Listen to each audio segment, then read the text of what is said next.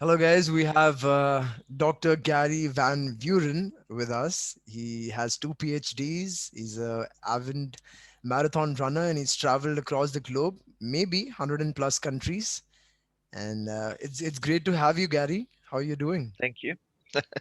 Fine, thank you. I am here in Johannesburg on a beautiful day, but it is pouring with rain. So, Right. So it's I guess 6:30. I'm a bit late, so maybe 6:40 around your clock in the yes, morning. Correct.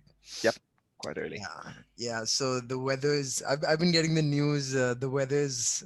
It's a bit off, but do you guys is it okay at the moment there, or is it like when it rains, everybody's inside the shelters? It's no going out time. How is it like? That's I can tell you a short story about that. So yes, South Africans, we are used to, especially in summer, it's 35 degrees C. It's just wonderful. I love the heat. I love warm weather. So although I lived in the UK for 20 years, I never ever got used to the weather. And a quick interesting story, I once went to climb Ben Nevis, which is the highest mountain. Well, it's not really a high mountain, but it's the highest in the UK, in Scotland. Right. And I was practicing to climb Kilimanjaro, but that's another story. And I went with two friends, and we went to Scotland, and the rain was so heavy, it was horizontal. Okay, Right. it was raining into our ears. Not, it wasn't vertical, it was horizontal. Right. And normally in South Africa, you would just never go out. You would just, I mean, we would just, we have such great weather all the time that you would just, if it does rain, you just sit inside and then the storm passes and off it goes. But we were very surprised because, I mean, we were now in Scotland, so we had to climb the mountain. We'd flown up for the event and, we weren't going to cancel. Right. But we thought everyone else would be indoors, but there was like 400 Scottish people climbing the mountain. So obviously they are used to it. And if they don't go out in bad weather, they don't go out. So that was just a weird one for us. I mean, we all South Africans would have been indoors, but as I say, about 400 Scottish people were climbing Ben Nevis. So yeah, Right, right. So, Gary, I've heard like Himalayas are the most recent mountain ranges, and they're probably the highest in the world. And even the base of Mount Everest is higher than some of the peaks out there in the West, right? If I'm correct. indeed, indeed, So, yeah. have you climbed any of the Himalayan ranges here? Maybe Mount Everest or any of those Annapurna in Nepal? Huh, I'd love to say yes. So, yeah, I haven't actually, but yes, I did run. Well, we haven't spoken about my marathons yet, but just by way of introduction, that way, Right, that's one of the ways. Well, it is the way that I have seen the world. I've visited many countries and I've run a marathon in most places. More of that later.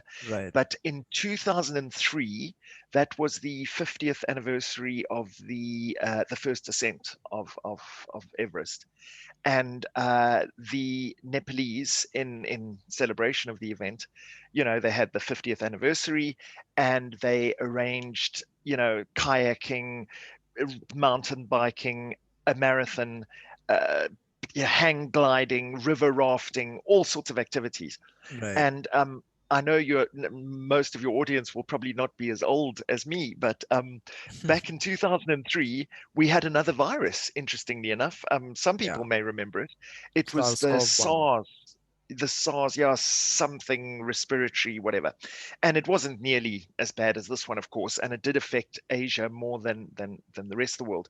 But there was huge panic, and everyone was wearing masks at that stage in Asia and so, well, certainly in Nepal. And so, as a result, an interesting story, there were precisely two entrants for, I mean, all the other activities were pretty much cancelled, and only the marathon went ahead, and there were two entrants. Literally, you're talking to one of them, and there was a South Korean guy, North Korean guy, old, like he was 74 or something. He also ran, well, he ran, therein lies another story, but he's allegedly ran the Everest Marathon. The point is, so we took 3 weeks to hike up to the base of Everest, and then the marathon was down. It was from the base of Everest down to, The a much starting lower point. altitude. Yeah, Right. yeah, exactly, exactly. And what interesting things I can tell you about that is that the base of Everest um,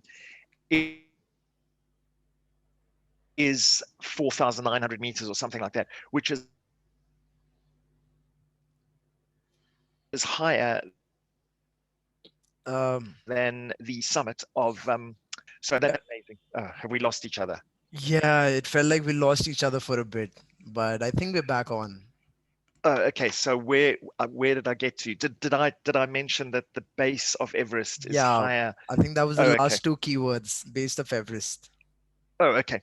Right. Well, the base camp of Everest, which is where the marathon starts, Right. and where the enormously expensive permit kicks in, because if you don't have a permit beyond that point and you step onto Everest, you Right. are kicked out of Nepal and fined like for all eternity. That's that's a lot of the income from Nepal, and they police that. But anyway, at that point is where the marathon started running down, and the base camp of Everest, where the start point is about 4,900 meters, which is higher than the summit of Mont Blanc, which is the highest mountain in Western Europe.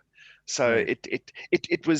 it was very weird as a mountain runner. I don't know how many of your audience would have been to those altitudes, and I've been higher, but I'm just saying to be sleeping and living at that altitude of about 5,000 meters, you wake up often at night gasping for breath. You've actually stopped breathing during the night. It's a common thing, and it can be very disconcerting. But the wonderful thing about that marathon is, of course, you start at the worst position because it's got so little oxygen. And Right. as you run and you're losing altitude, you're getting more tired, of course, but you're just going into more and more and more oxygen. It was an interesting marathon from that point of view. But yes, Wow, wow. So by the time you reach the point that where you have to reach, your body's full of oxygen. It's in a better shape than you started e- before. So it's exactly. probably the own ironical race where you actually feel more energized by the end of the race than any other. Absolutely. It was very, very weird. Yeah. Wow. And since you mentioned mountains, I will just say, obviously the Himalayas. I mean, we've got mountains in South Africa, but like 3,300 meters. I mean, nothing compared to those.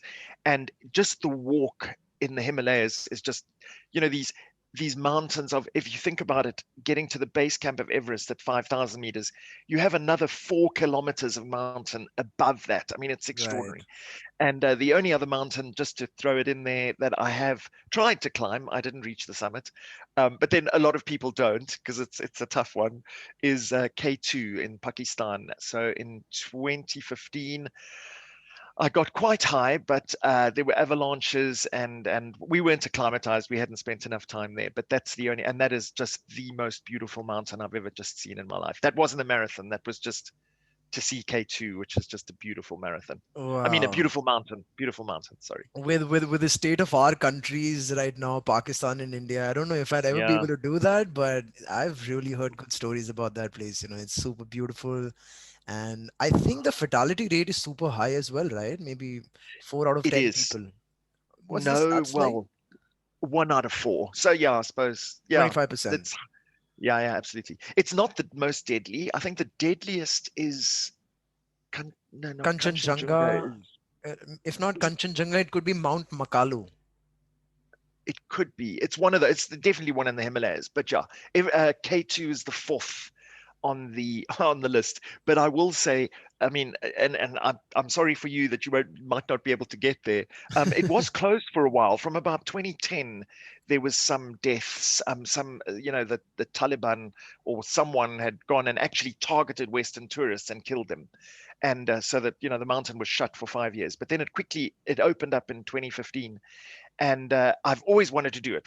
Well, at that stage, for 25 years, I'd always wanted to do it because it's at the K2 sort of. First of all, it's a beautiful mountain, and secondly, on your hike in, which takes about 2 weeks, you don't see it. You don't approach the mountain per se. Of course, you do, but it's sort of behind another mountain range. You sort of come tangentially to it, and then all of a sudden, on the last day, you come there's a confluence of sort of three valleys, and you come from the one valley, and at the end of the one you come around a corner, and there she is. I mean, obviously people can Google this on online, and she is honestly the most beautiful mountain in the world. So yeah, I Wow. hope relations between Pakistan and India improve so that you can get there, because it is definitely worth it. So Sure.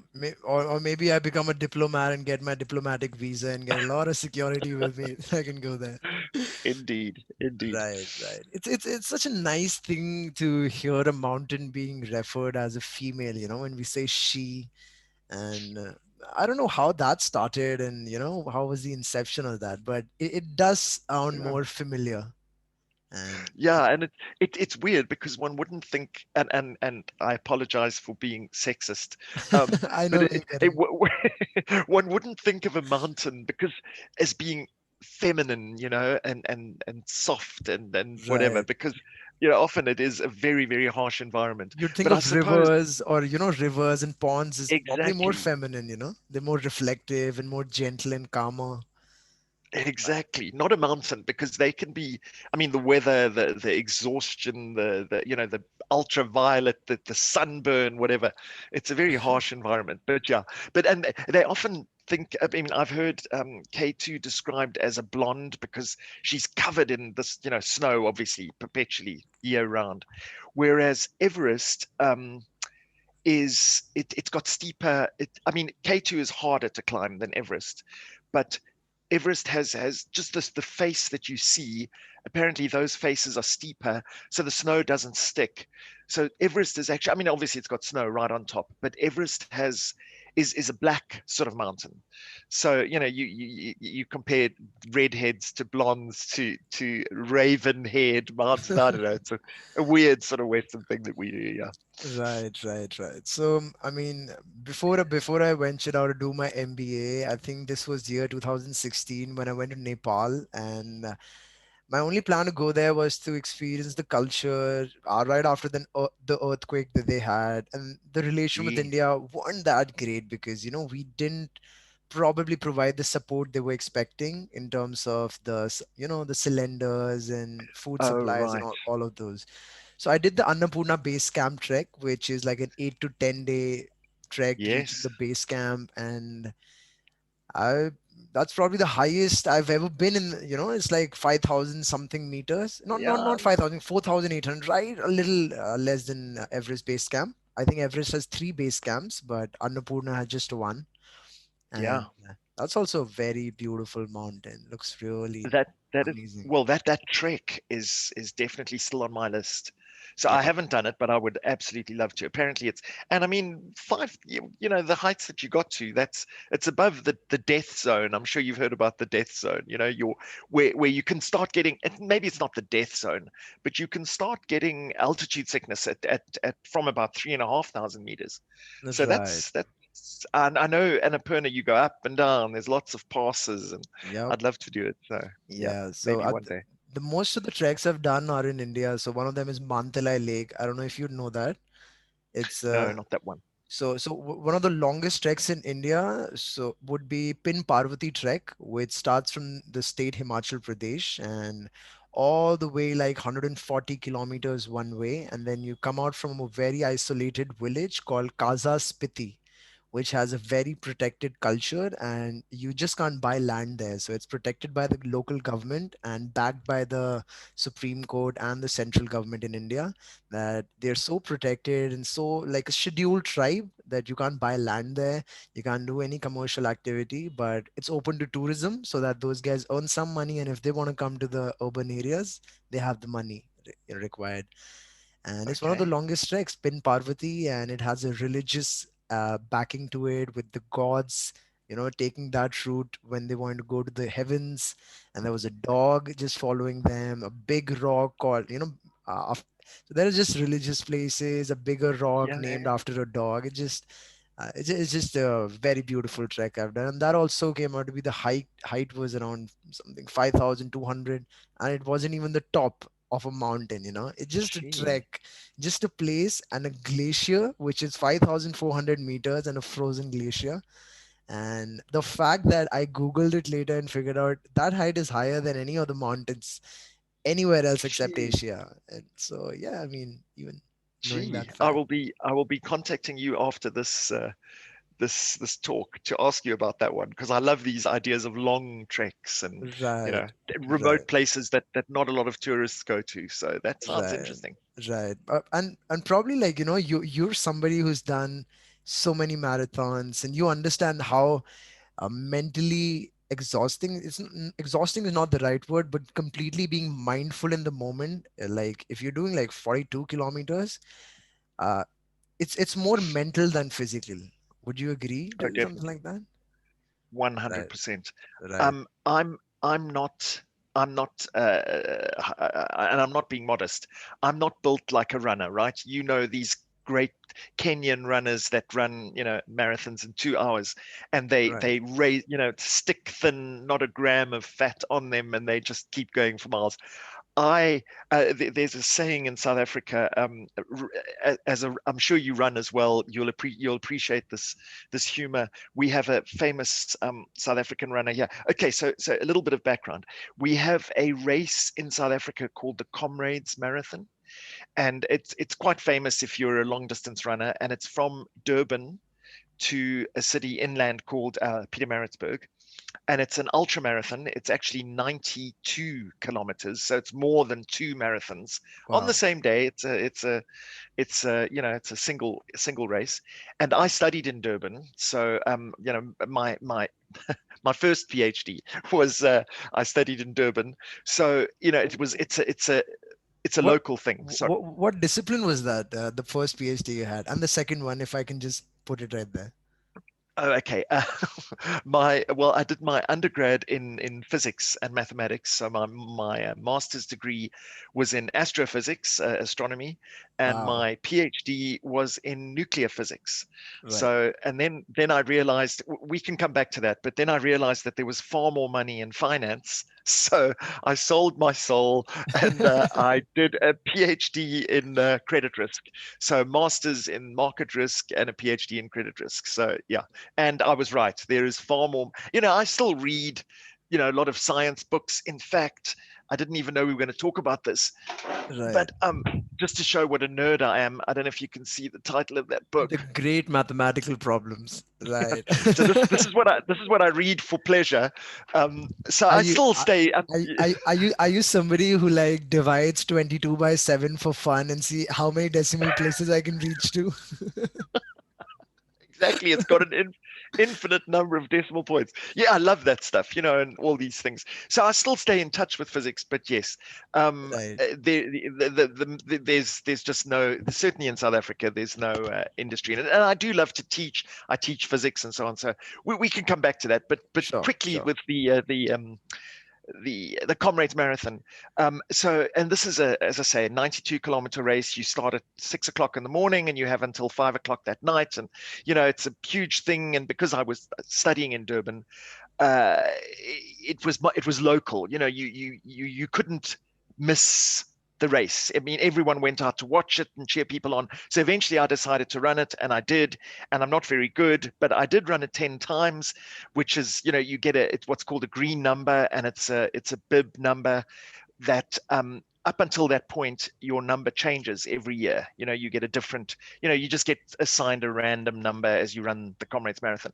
But on your 10th race and forever thereafter, that number becomes permanent. It's called your green number, and you can hand it down to your children. And, it's elite club. Not so many people have run 10 comrades and so on. And so it goes on. So, anyway, and we have a very famous guy, well, we had a very famous guy who was, tiny little guy, and he would win the comrades every single year after year after year, breaking records.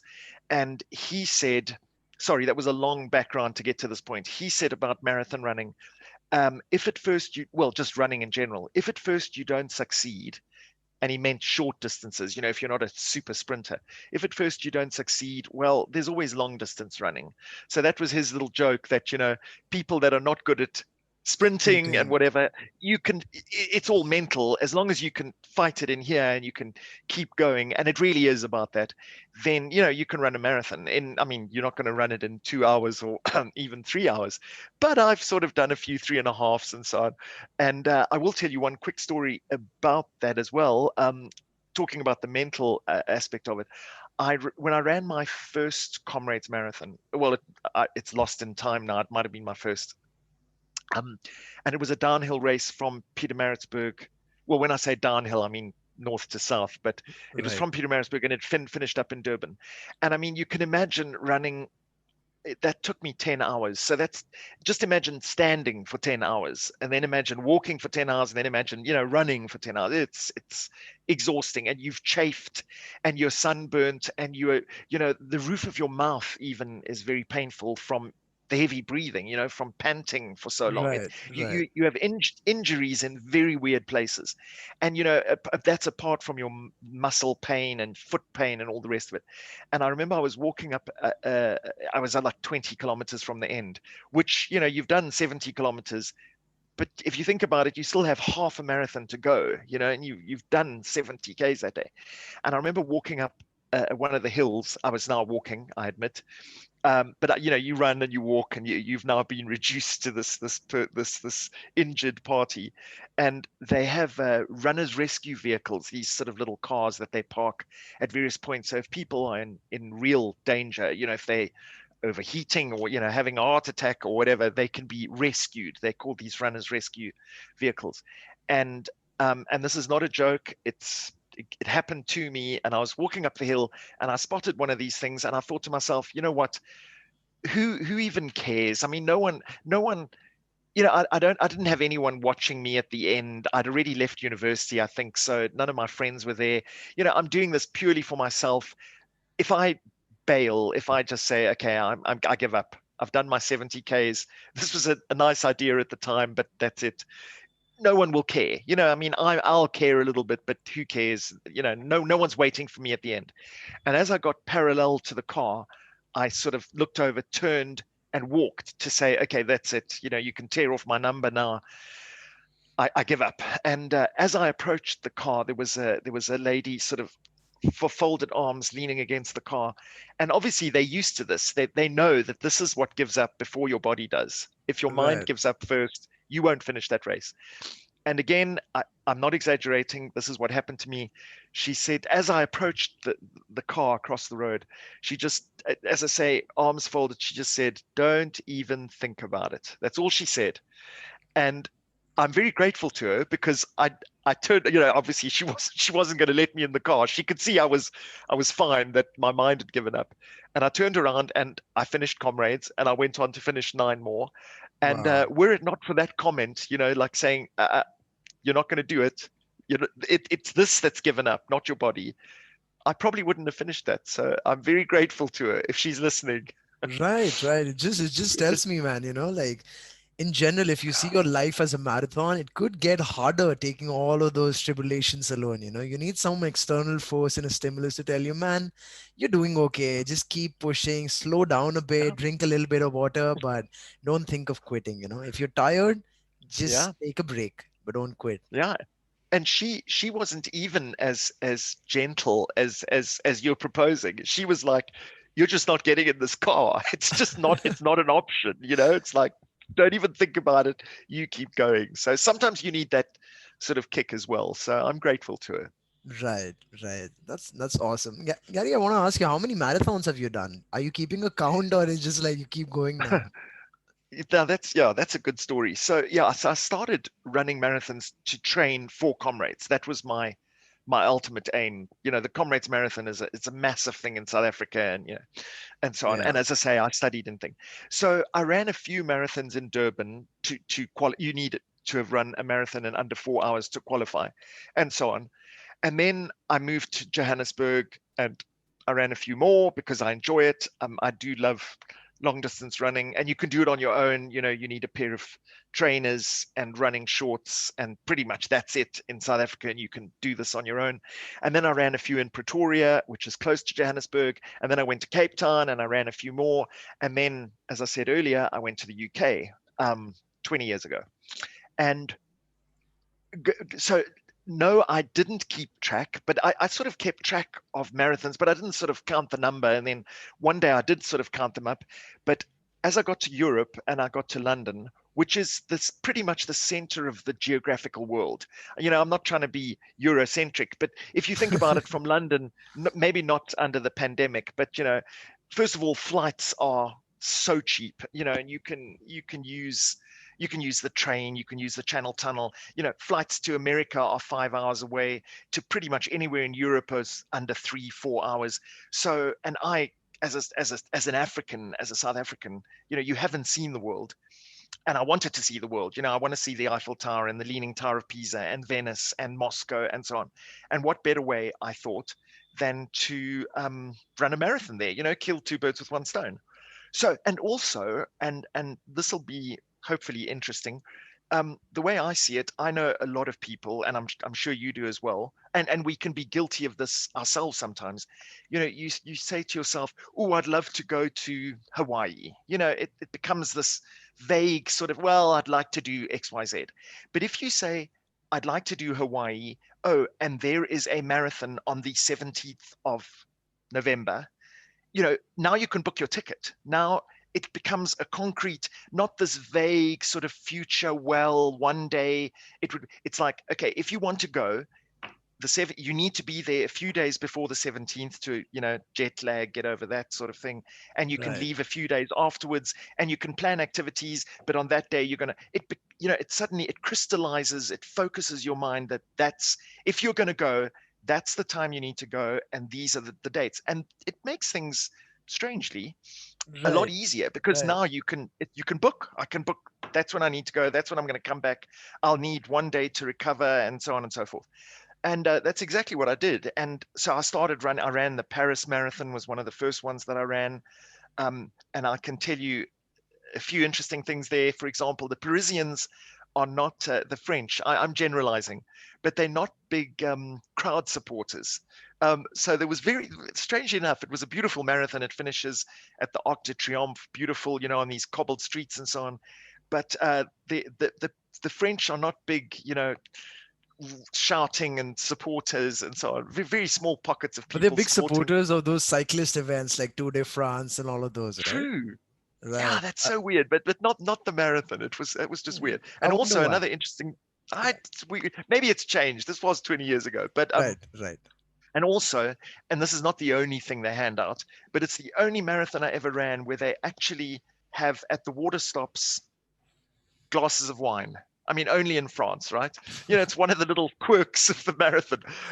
So I ran that, and then I ran the Barcelona marathon because you want to see the cathedrals of Gaudi and so on and so forth. And so it goes on, and then the Lisbon marathon and the Venice marathon, and all these places. Right. And then I started counting it up, and I thought, hang on, I'm at like 83 marathons now, and so on. And then you think, okay, well now I can. And being a numbers guy, as you saw, my books on mathematics, Right. um, I I thought, okay, well, I need to hit a nice milestone, right? And then you start doing the other ones where you sort of getting it up to 100. So I'll come back to the 100th one in a minute because that's quite an interesting one, I think. But so other places, I won't be able to remember all of them. But for example, I've run the interesting ones that I've run are, and they're all interesting in their own way. But for example, the original marathon, I'm sure it's in everyone's folklore. It's actually it's the Greek city of Marathon, which is where the word comes from. Right. I forget, was it Euripides or something? I should know this as a marathon runner.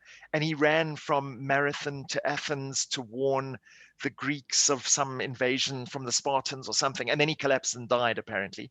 Oh And shit. I've run that original marathon. I mean, Greece has arranged. Apparently, they found this. They sort of guessed the best route between Right. Marathon and Athens, and you finish in apparently the same stadium. This ancient Roman stadium where this marathon took place. So I've run that one.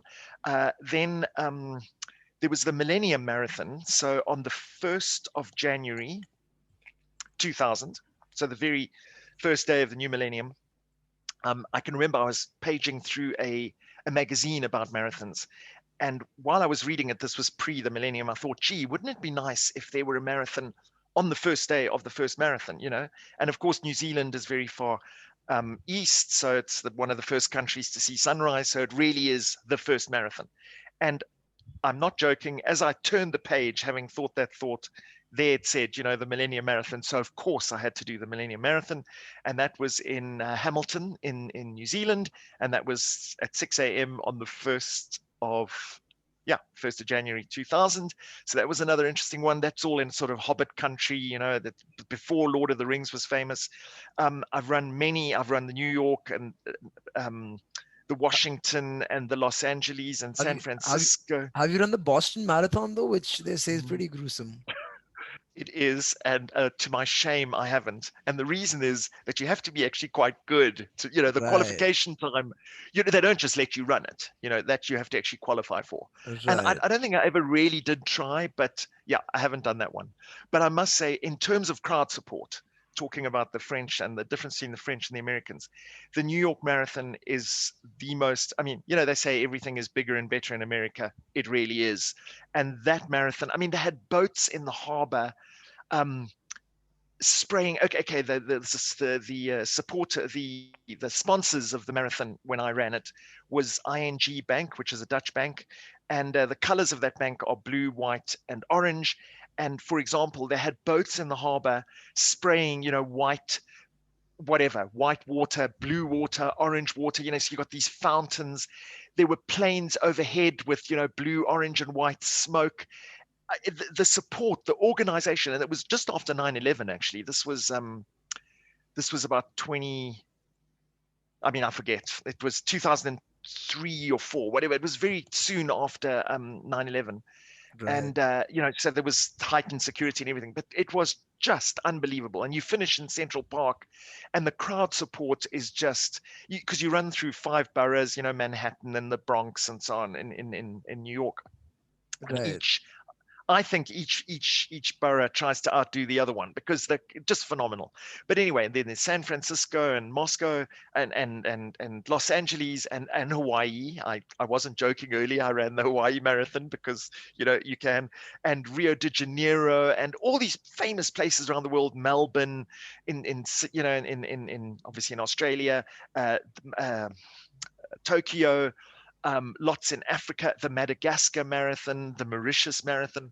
You know, it's great places that everyone wants to go to, but there are marathons at all of these places. And as I say, it right, focuses your mind. But anyway, right. and then my last story on that, I got to 90 whatever, and then I thought, okay, the 100th one should be quite a special one. So um, I was actually working in London at Fitch Ratings at the time, and a colleague of mine said, why don't you run like the one of the most exotic places on Earth on the Antarctic? And I said at that stage, I would like to, but the only Antarctic marathon that I had heard of was on King George Island, which is considered part of the Antarctic. You know, it's sort of that sort of region. But I mean, it's a tiny little island. It's famous because of Shackleton's story, if anyone knows that history. But it's not the Antarctic. It's not the mainland Antarctic. So I felt, you know, that's not really. I mean, I can do it, but it's not really the Antarctic. That I want to run a marathon on the Antarctic. And we did some Google searching, he did, and said, no, actually, there is this marathon on the Antarctic. So, long story short, I actually did it.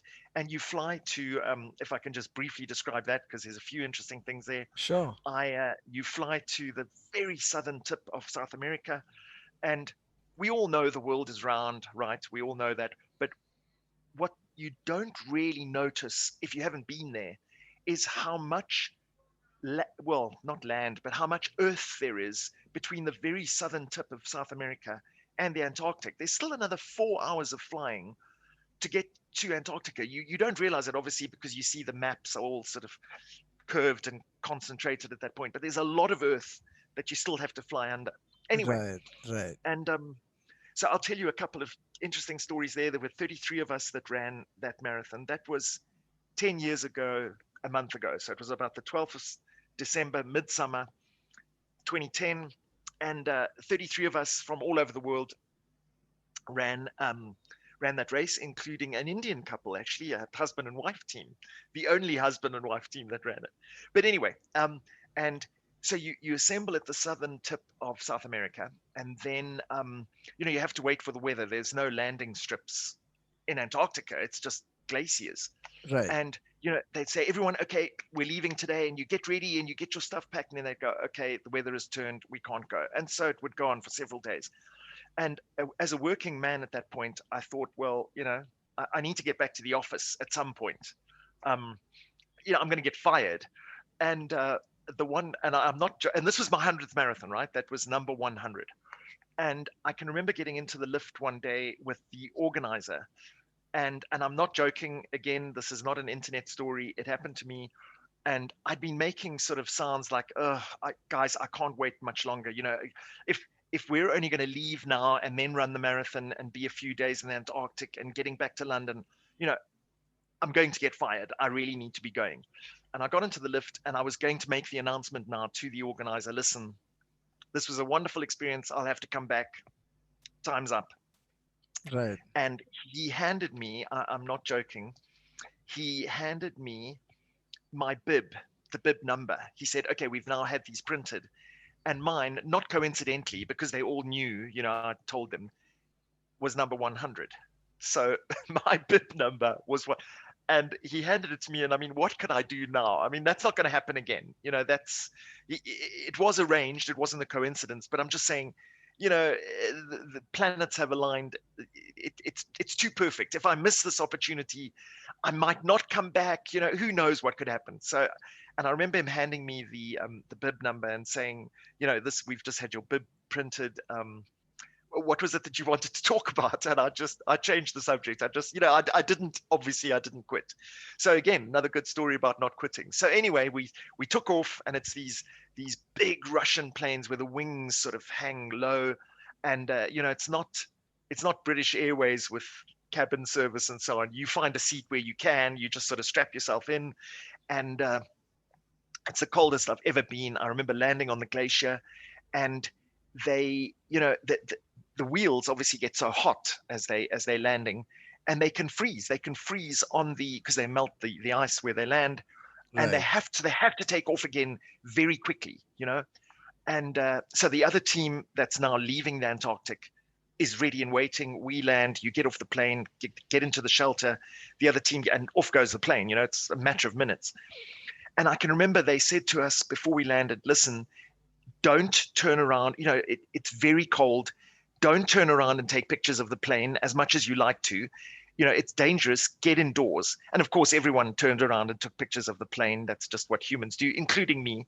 But I remember getting off the plane and thinking, how cold can it be? I mean, I don't like the cold, but I mean, and I remember stepping off that plane and gasping in disbelief as to how cold it really was. I mean, the colder places on Earth. This was midsummer in the Antarctic. The sun doesn't set; it just sort of circles around in the sky. But Right. the wind and unbelievable. Anyway, to accelerate the story, so we got into the thing, and we ran the race. I can summarize that. It was a little bit of a boring race in the sense that it's literally just snow, a couple of mountains in the background, and you do these sort of loops because there are crevasses everywhere. If you stray off we couldn't even wander far from base camp because there's so many crevasses. So they Right. had sort of driven out three sort of 10, 15 kilometer route, which we had to do. And, they said, if you stray off that, you're going to fall down a crevasse. So don't do that. But what I will say is, and this is a good story. So yeah, that was my 100th marathon. It's on the internet, very embarrassing pictures of me holding up my arms with my 100 bib, but it is there. But anyway, what I find more interesting about that was the 32 people that I ran the race with. And so I can tell you many stories. I'll summarize.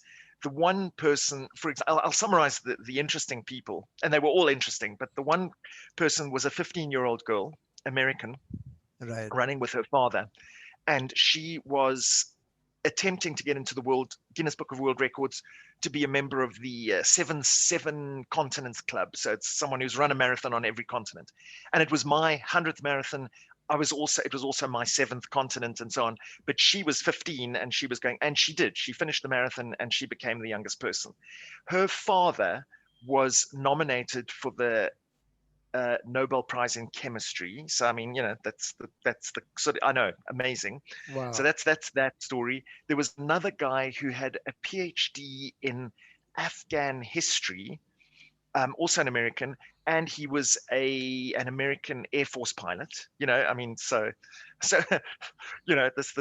just so interesting. He just told us so many interesting stories about the Afghan people, and I mean, it's just things. As a Westerner, I confess, you don't know a lot about that. The only things we know about Afghanistan is the bad stuff and the war and all sorts of things. But this guy Right. had done all that sort of history. And wait, there was and then okay, so we sat around in a room while we were still back in Ushuaia, which is South America. And they said to us, while we're waiting for the plane, this was before the marathon, let's go around the room and tell us a little bit about yourself. Like while we're waiting, everyone's bored. And I admit, and this is going to sound like an arrogant story, but it's exactly the opposite. So I was sitting there thinking, well, I've run 99 marathons, very proud of myself. I can't wait till they get to me because, everyone's going to be terribly impressed by this. And as we went around the room, you start to realize what extraordinary human beings are that you're in the presence of, and I'm not worthy. And I'm not, again, this happened to me, I'm not joking. So we went around. The one guy could speak 17 languages or something fluently, had lived all over the place. Father was a diplomat, that sort of story. These amazing human beings as we go around. And as they got closer and closer to me, I was still thinking, okay, well, I've got clearly no one else has run 99 marathons. Good heavens. And we got to the guy next to me. He was older than me, admittedly. He was a geography teacher from the US, and his claim to fame was 186 marathons. And I mean, after that, I mean, you don't go, when you talk about your Right. stupid little 99, it puts it Right. in perspective. Right, So, right. So the only thing that you thought was gonna set you apart, somebody had like double of them. exactly. And I mean, he wasn't anything extraordinary either. He was a thin guy and he looked he was quite old. But I'm just saying, I mean, that's an extraordinary. He'd run the Antarctic marathon, 9 times or something. So yeah, you are definitely surrounded by very interesting people. So it was a very humbling experience. Yeah, but Right. that was to answer your question from a long time ago. That was 10 years ago, and it was my 100th marathon. I say it was my last, and it probably. I mean, I'm not that old, but I'm getting older now. I do long distance hikes. I still cycle. I still run every single day. In fact, when we finish this interview, I've got my little list of things to do here, and I will be going for a run. That's what Right. I do. But the long distance running, it does hurt. I must say, even 100 marathons, it hurts. For For people sure. with my body structure, it really does I hurt. So think yeah. I think with people who are completely designed for a body structure for marathon, like with the runner's arm and everything and the optimal weight, even then it's not really good for the joints. I think the human body is just not Yeah, designed to run that much in one go. I yeah, you're probably right. I agree. But if you're heavy like I am, it just always hurt. But that said, and I will say in conclusion for that the marathon story, it is the most wonderful way to see the world. I don't regret. Uh, I teach a lot I teach at many universities, so most of my friends, acquaintances, people that I know are students. Half my age, younger than that. And Right. I said to someone this very week, I said, even though he wasn't asking for advice, I said that I will give this advice anyway, that you never regret. And someone told me this, it's not something that I dreamt up, but someone told me this when I was young. You never regret 1 cent, 1 penny of money that you spend on travel. And it's been the best advice I could ever have got, because I haven't. I've spent an enormous amount of money on travel, and I Right. don't regret a thing. I haven't finished. I've still got lots of things to do, but just and for me, that may not be for everyone, but as I say, to run a marathon, that crystallizes stuff. I spoke about that. It forces you, if you are going to go, that is a time to go, and then you can choose your dates and so on. and I don't regret a thing. It was the most Yeah. wonderful way to see the world. So yeah, Yeah, and and just quickly, I have run a marathon in Mumbai. I ran the Mumbai Marathon. I think Aarti did mention it, so I remember. I was going to ask you how's that one? And also, while we're at that question, could you tell me, like, in terms of I run marathons too. I've done like trail runs and a hell Oh race wow, in wonderful. India. Yeah, so that's like a hike from Beas Kund, and that's probably like 35 kilometers, and you have to a cut-off time of like 6 hours. You have to complete that in. So for the first time in my life, and this was right after coming from a mixed martial arts injury that I had in my right knee, and I had an Sheesh. ACL grade 3 tear and an MCL, and the doctors would tell me I need surgery or a total knee replacement surgery. And I said, no, I'm going to do my physiotherapy for 1 year. I'm still 24. I thought 2 years ago. I'm 24. I'm, work on myself and maybe my body's going to heal by itself. So at the age of 26, last year, October, I did the Hell Race, which is considered one of the most gruesome races. And I'll be honest with you, I met some crazy people. They've had some vibrant life, and it's just Yeah. a nice place. Like I might be too judgmental or early to say, but I think there are chances of meeting much better A grade individuals on a marathon than in a bar or a I cafe. think I think for in terms of interesting, just like wow, it is. Yeah, I agree. Very humbling experience. For That's sure. another thing. I will be in touch with you after this because I would like to hear about that. But Yep. yeah, the Mumbai Marathon. Where are you, by the way? Where are you I'm based in? in Delhi at the moment, Oh, the okay. capital. So Yeah. yeah, I went to. So of course I landed in Delhi, and I don't know if you know this. I'm sure you do, but I don't know which building it will be in Delhi. Maybe the Parliament buildings. But do you know that the identical building is in Pretoria in South Africa? I don't know if you know that. No, I don't think I do. I will find it. I mean, if I remember, but if Sure. anyone's listening to this and they're interested, our Parliament buildings in South Africa was designed by the same guy who designed presumably a Parliament building in Delhi, and Right. it's weird because like it's like the White House for us. It's a super famous building, and to drive past that and see it in Delhi was just weird. So anyway, I landed in Delhi, of course, and then I drove around. Well, I had a driver to drive me around India. I didn't stay for nearly long enough in India. More on that in a second. But of course, I saw the famous Taj Mahal, which is the most magnificent man-made thing that I've ever. And I know that's a bit of a cliche, but it's absolutely true. It was for me. It was. It literally took my breath away. I was gasping in disbelief at this Right. unbelievable. It is. I'm sure you've seen it, right? I'm sure Yep, you've been. yep. I've seen it a Okay. couple of times. The marble, the all of the Oh, human labor that was used to transport that marble and build something like that for one exactly. woman. Yeah, I it's know. And you hear that story and you think, yeah, but surely it wasn't. And you go in and it's literally a mausoleum. That's it. That's it's that it was just incredible. And when you get close, again, you won't get this from the internet with pictures of Diana sitting at the at the the right. famous pictures of Yep. Diana just sitting there alone. You won't find out this from that is all of those inlaid stones at sort of eye level in that band around. I mean, and they're not just stones cemented in. I mean, I know I'm telling you, you know this, but for a lot of people, they don't know this. They've carved out a little, they've taken the stone, they've figured out the shape, and then so that's it's inlaid stones. Unbelievable! It is the most and the way the color changes during the day, and it just spectacular, just Right. magnificent. Did you I know know it's a cliche. did you know a little trivia about Taj Mahal though? All the laborers that were working on Taj Mahal, the ruler cut their hands off right after Taj Mahal was made. No, Right. And he so did that they that. couldn't. They couldn't do that. Nobody could hire them, and there was be no alternate version of Taj Mahal. So that Wow. that guy was crazy like that. He was crazy. Yeah. He was imprisoned then, and his son, yeah, I know that sort of story.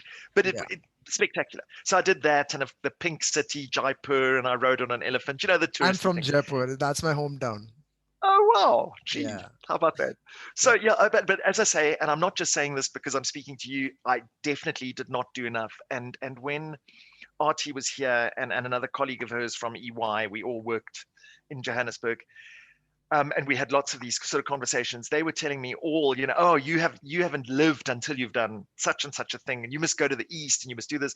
So, and I know, I mean, and I. So there's a few things I'd like to say about India. So one was, one is quite funny, and it won't be shocking to you, but it's very shocking for a Westerner. So, my boss at Fitch in London was an Indian guy, and he was Indian, not British Indian, if you see what I mean. There are a Right. lot of Indians that are British. He Right. was from India and he'd worked in Dubai and so on.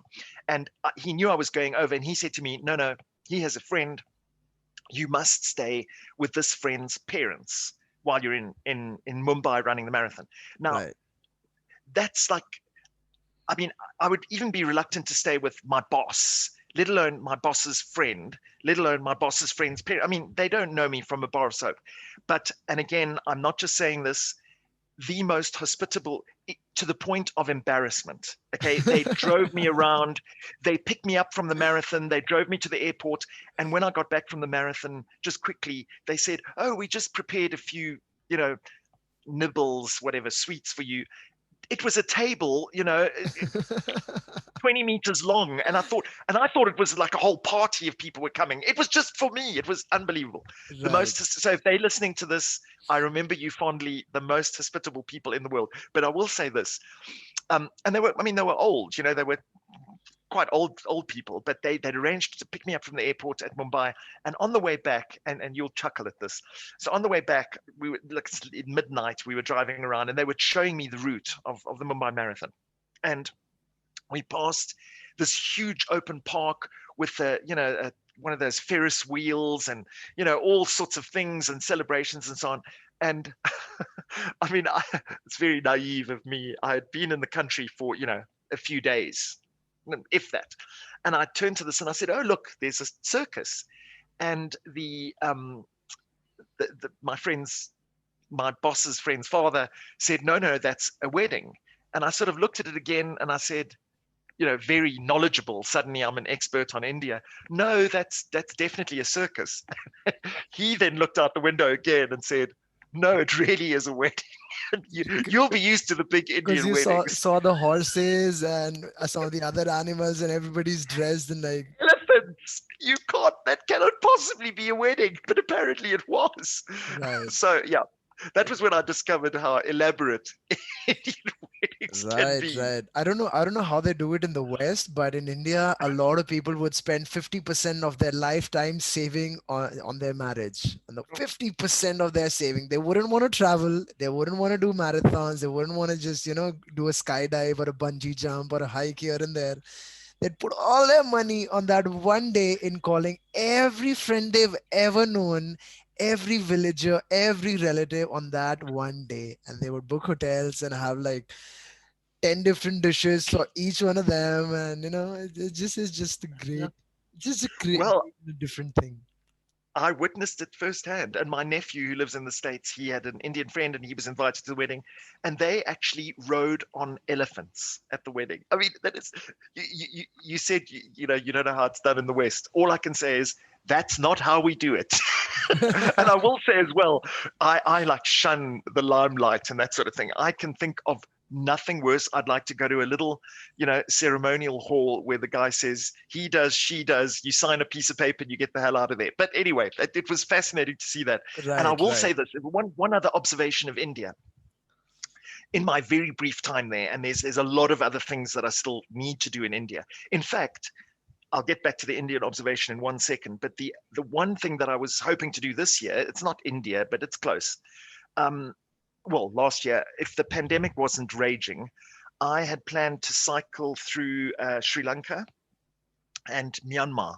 And I know there are other cycles in India, long distance bike rides. I've cycled through Vietnam and Cambodia and so on. So I was supposed to do that this last year, but the virus had other plans. But the one observation that I want to make about India, I mean, there's many, but I can remember we were driving, it was literally just me and a driver driving me to these things. I'd organized this tour, and we would be driving. And again, this won't be surprising to you, but for me, it was an incredible experience. We would be driving along, and India, there's parts of India that are quite dry, like South Africa. There's big open fields where people are working in the fields, and it's dry and brown. It's brown and arid. Not Right. all of India, obviously, but parts of it. And we were driving through those parts, and suddenly in the distance, you would see usually a group of women, and that's important for the story, in saris. I presume that's the correct thing. Correct, correct. That's correct.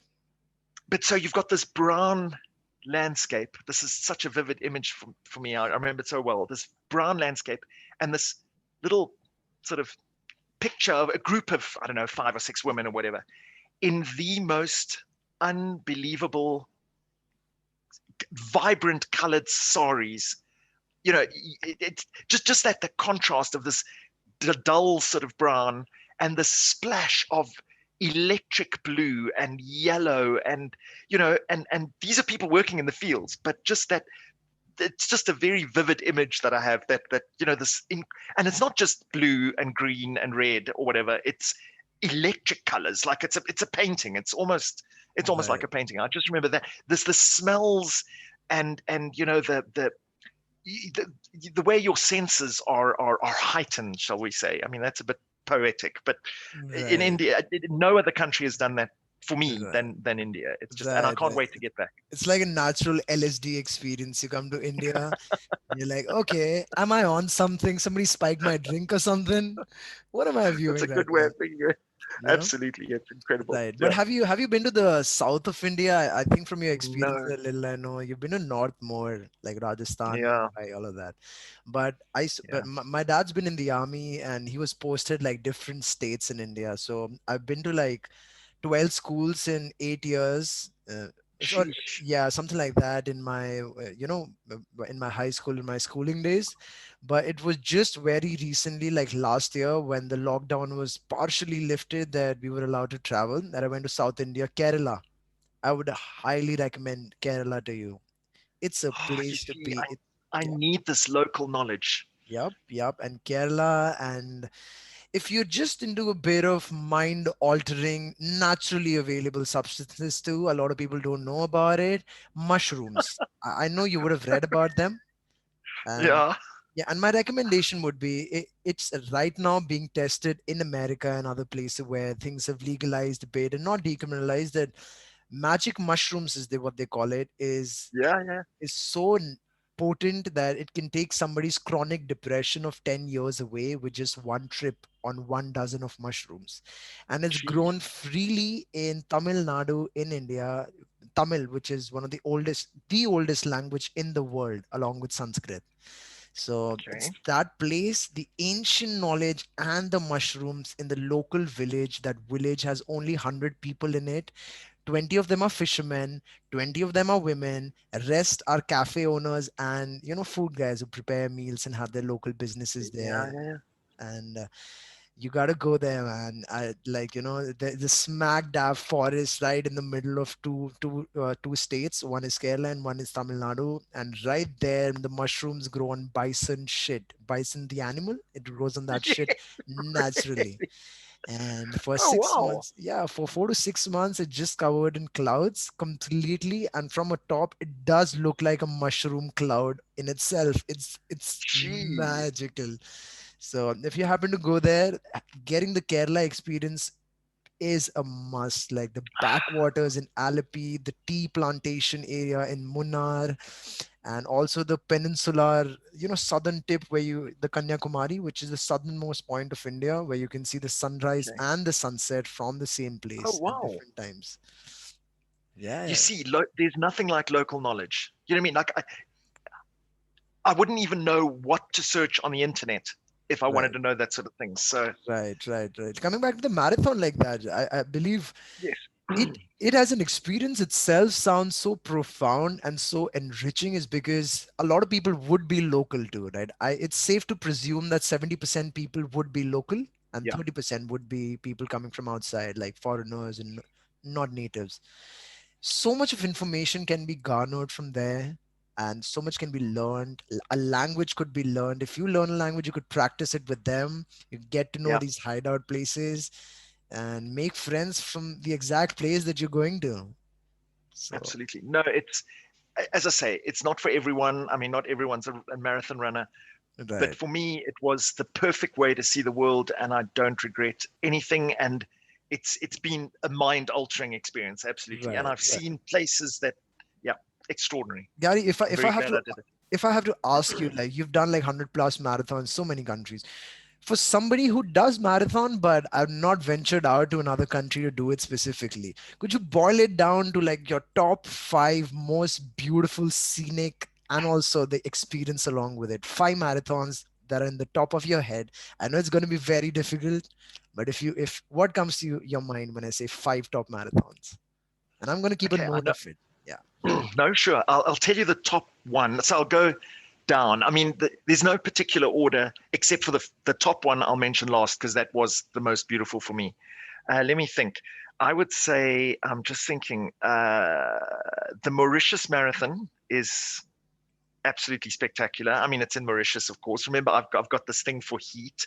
Right. I would say for, I mean, it's a city marathon. I spoke about the New York Marathon, but in terms of experience, it's not the prettiest marathon because it's through city streets and, you know, down this street and up that street and so on. So New York isn't the prettiest, but in terms of crazy Americans going berserk, you know, with crowd support and dressed in costume and you know the things they've got on the side of the road to cool you off, you know, they've got sprinklers and the things that they're handing out, bagels, and for crowd support there's nothing like New York. Right. I mean, and it's New York as well. Let me think. There's one called the Reggae Marathon in Jamaica, of course, in Jamaica, and that was very sort of, you know, Banana Republic type of thing. And I don't mean that in a bad way. It's literally banana plants on the side of the road and very tropical and so on. That was an awesome one. I'd say that was number three. Let me think. The Tokyo Marathon would also be a spectacular one because you run when the peach blossoms are out. It's just beautiful and it's sort of quite rural. But the top one, not a well-known one, and quite a tough one for me anyway. You know, it's hard to run the entire way. It's called the Jungfrau Marathon, Ju meaning young women, but Jungfrau marathon in Switzerland. Right. And and again, it's going to sound like a terrible cliche, but it's absolutely true. If you've ever bought a box of chocolates with, you know, cows in a meadow with little bells and a river and flowers and, you know, the Swiss chocolate type of thing, it is literally a Swiss chocolate box picturesque mountain because there are waterfalls coming off mountains and there are cows with little bells and the village, you know, as you the meadows that you run past and you run up. It's a mountain marathon. You know, you sort of snake up. There's beautiful pictures on the web. You run up, and again, if one is not a mountain climber or a rock climber, you people may not know about this, but there's a famous mountain in Switzerland. There's many famous mountains, but the one is called the Eiger, you know, and again, anyone familiar with mountain climbing or rock climbing will be familiar with it. There's been horrific tragedies on this mountain. It's a sheer face. You know, it's called the North. There are many books written on this as well. The North Face of the Eiger. Right. It's almost a sheer. I mean, it's a sheer cliff. It's just magnificent to look at and climb, of course. And there's these famous stories of people getting there, and you know, and if anyone's interested, you must get hold of the book called The White Spider, which is a feature on this thing, and you know, harrowing stories, as I say, about death and whatever. And Right. the marathon finishes at the base of that mountain. You know, Right. as you come to the finish line, there she is in the background, and it is just. It's just the most beautiful. It is honestly a Swiss chocolate box mountain. I mean, marathon. That's probably the best, the most picturesque one that I ran. Right, Yeah, right. So I think I was getting more at that, like more picturesque. In terms of experience too, I believe like New York, because I've never been to America and I don't have an American dream like that to make it big, go there, have my own business or something, but definitely like want to see the land of the brave and free, how the people just function absolutely. there. And I know this is not a political broadcast, but I would be it would be remiss of me not to say this. Now that we have got rid of the awful Donald Trump, it's a Right. much better place to go and visit. Right, right. Makes sense. Makes sense. and more welcoming, I imagine. Right, right. But we'll probably like, there are so many anti-vaccine conspiracy heads there, people not wearing the Ah, mask and who don't believe in the coronavirus. So America is a bit of free land in them. So people even protest for little things like, like that, like I know, not wearing a and mask. until this broadly speaking on the virus, until something happens, like the what is it, the critical mass of people get the vaccine and everything, we are not going to return to normal. So I want to say to people that, because there's people that agree with, well, don't agree with the virus, etc., etc. Yeah, and I just want to say to them, even if you don't agree, just get the vaccine. It's not a conspiracy, for heaven's sake. Let's just get this over with now. Can we please go back to normal life? I'm Right, a lecturer at many universities, and I honestly, I absolutely hate teaching online. It is the worst experience. right, I tell people I might as well be speaking to a bowl of fruit. Because often I can't see my students like I can see you, because right, they just log in online, and I mean, you can probably see even just from talking to you. I use my hands a lot and whatever. right, And when I'm right, teaching, I've always got a whiteboard and I'm writing on the board, and it's mathematics, and you need to see this, and I use props, well, this is how this works and so on. You can't do that on teaching. So for me, and I love teaching. I mean, it's if there was more money, I mean, I do it as a side sort of thing, but it's not for the money, just because I love doing it. But right, the sooner we can return to normal with that, the better, because it's, and that's just, there are many casualties, non-travel, etc., people dying. I mean, there's all of that stuff. But the sooner we can just get that vaccine and get back to normal, the better. But right, yes, right. It makes sense. Like even in terms of like not just domestic violence and people isolated and depression cases increasing because of staying indoors.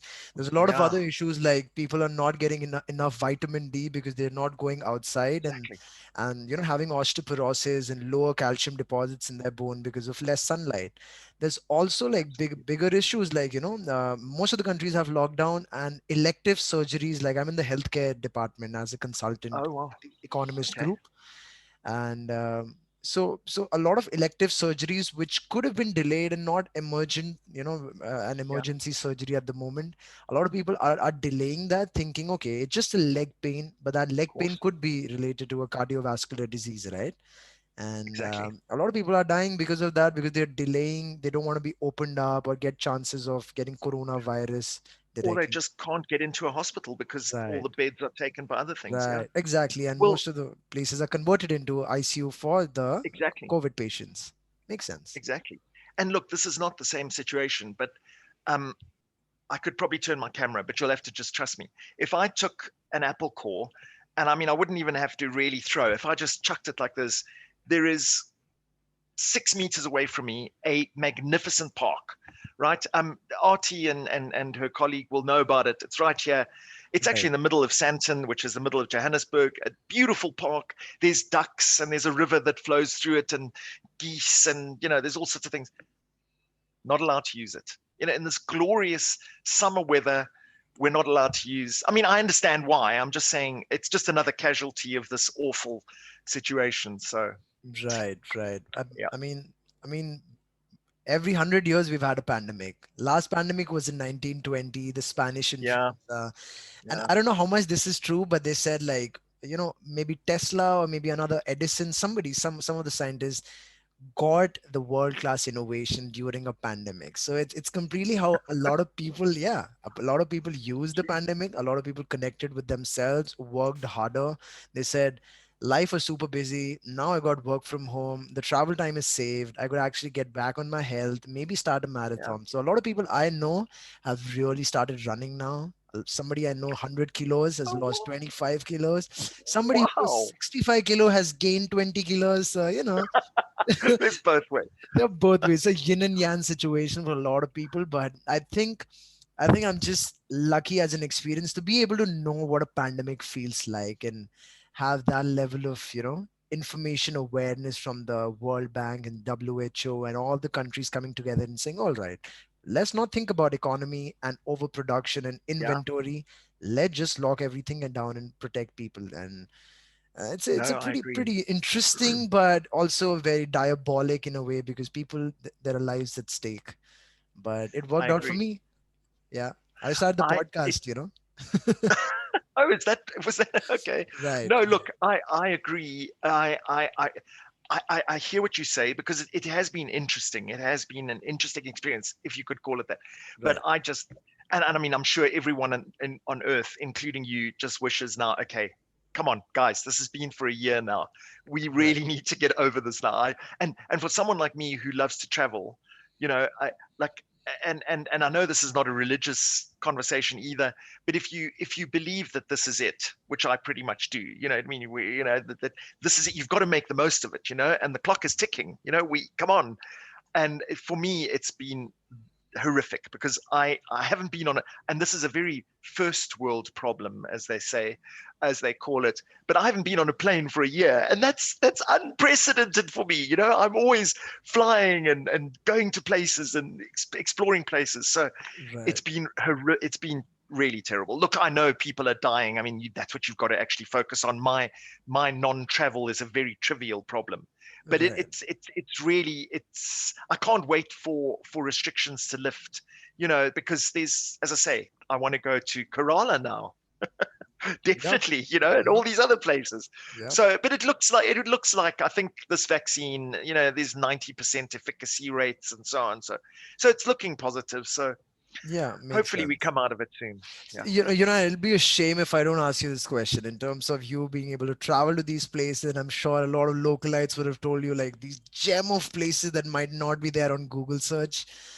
What are some of the places, like some of the maybe a little bit of story attached to these places that you could say highly recommend to people before they die? Like, when the max, if somebody's watching it and he's just making a plan, oh my God, I'm gonna get vaccinated and get out there.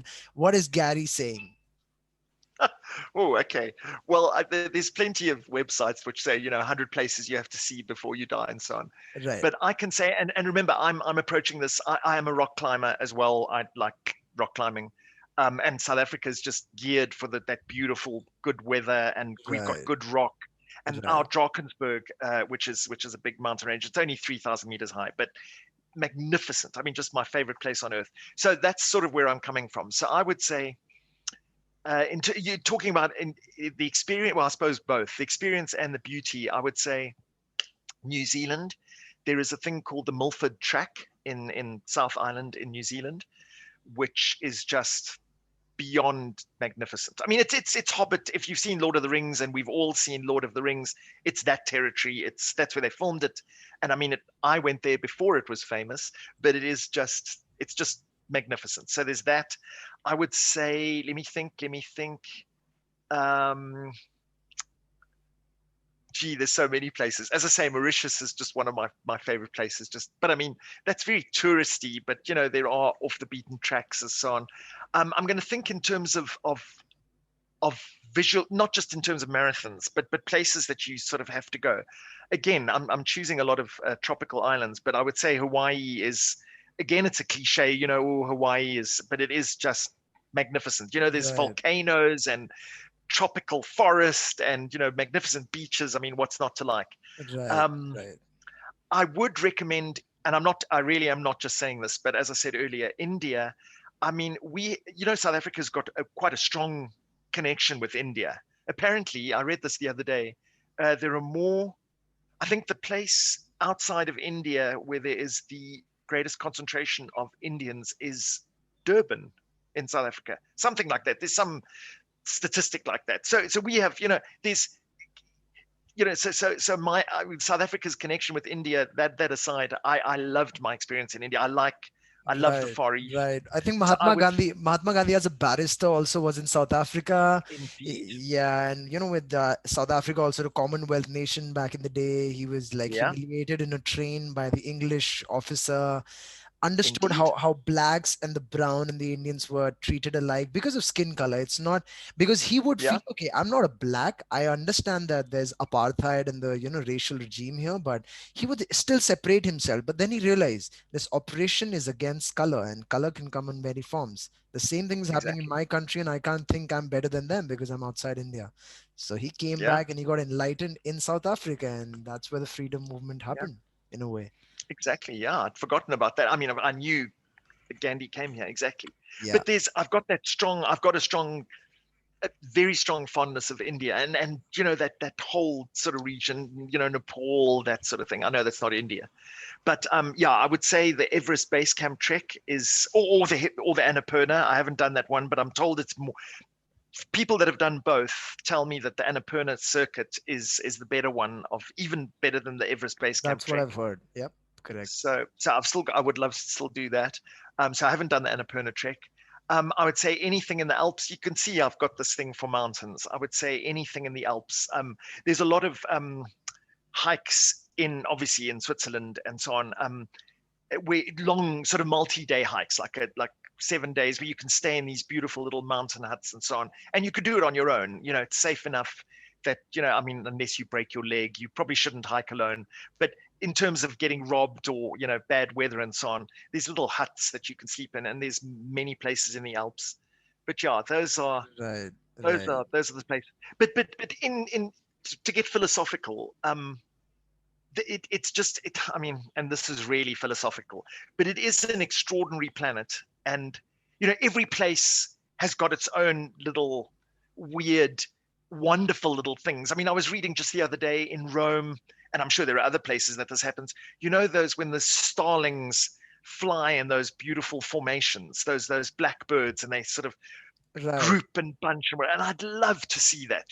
And that only happens in certain places in the world, and then other right. places, there's butterfly at some time of the year. There's a mass, these butterflies, and then there's the what is it, the blossoms, the cherry blossoms in In only Japan, in Japan, Japan, exactly. right, right, And the migration of all the wildebeest and so on across the Serengeti, in Kenya, which I've seen, but I'm just saying each place has got its own unique little thing. And that's why local knowledge, just like the stuff you've told me this morning, which unless you speak to a local, you're not going to know those sort of things. I can remember sitting um, with Artie and her colleague, as I said, right. in Johannesburg, and talking about these things, and saying, everyone is joining in the conversation, saying, oh no, but you must go to the east, or you must look at the west, and there's this place and there's that place.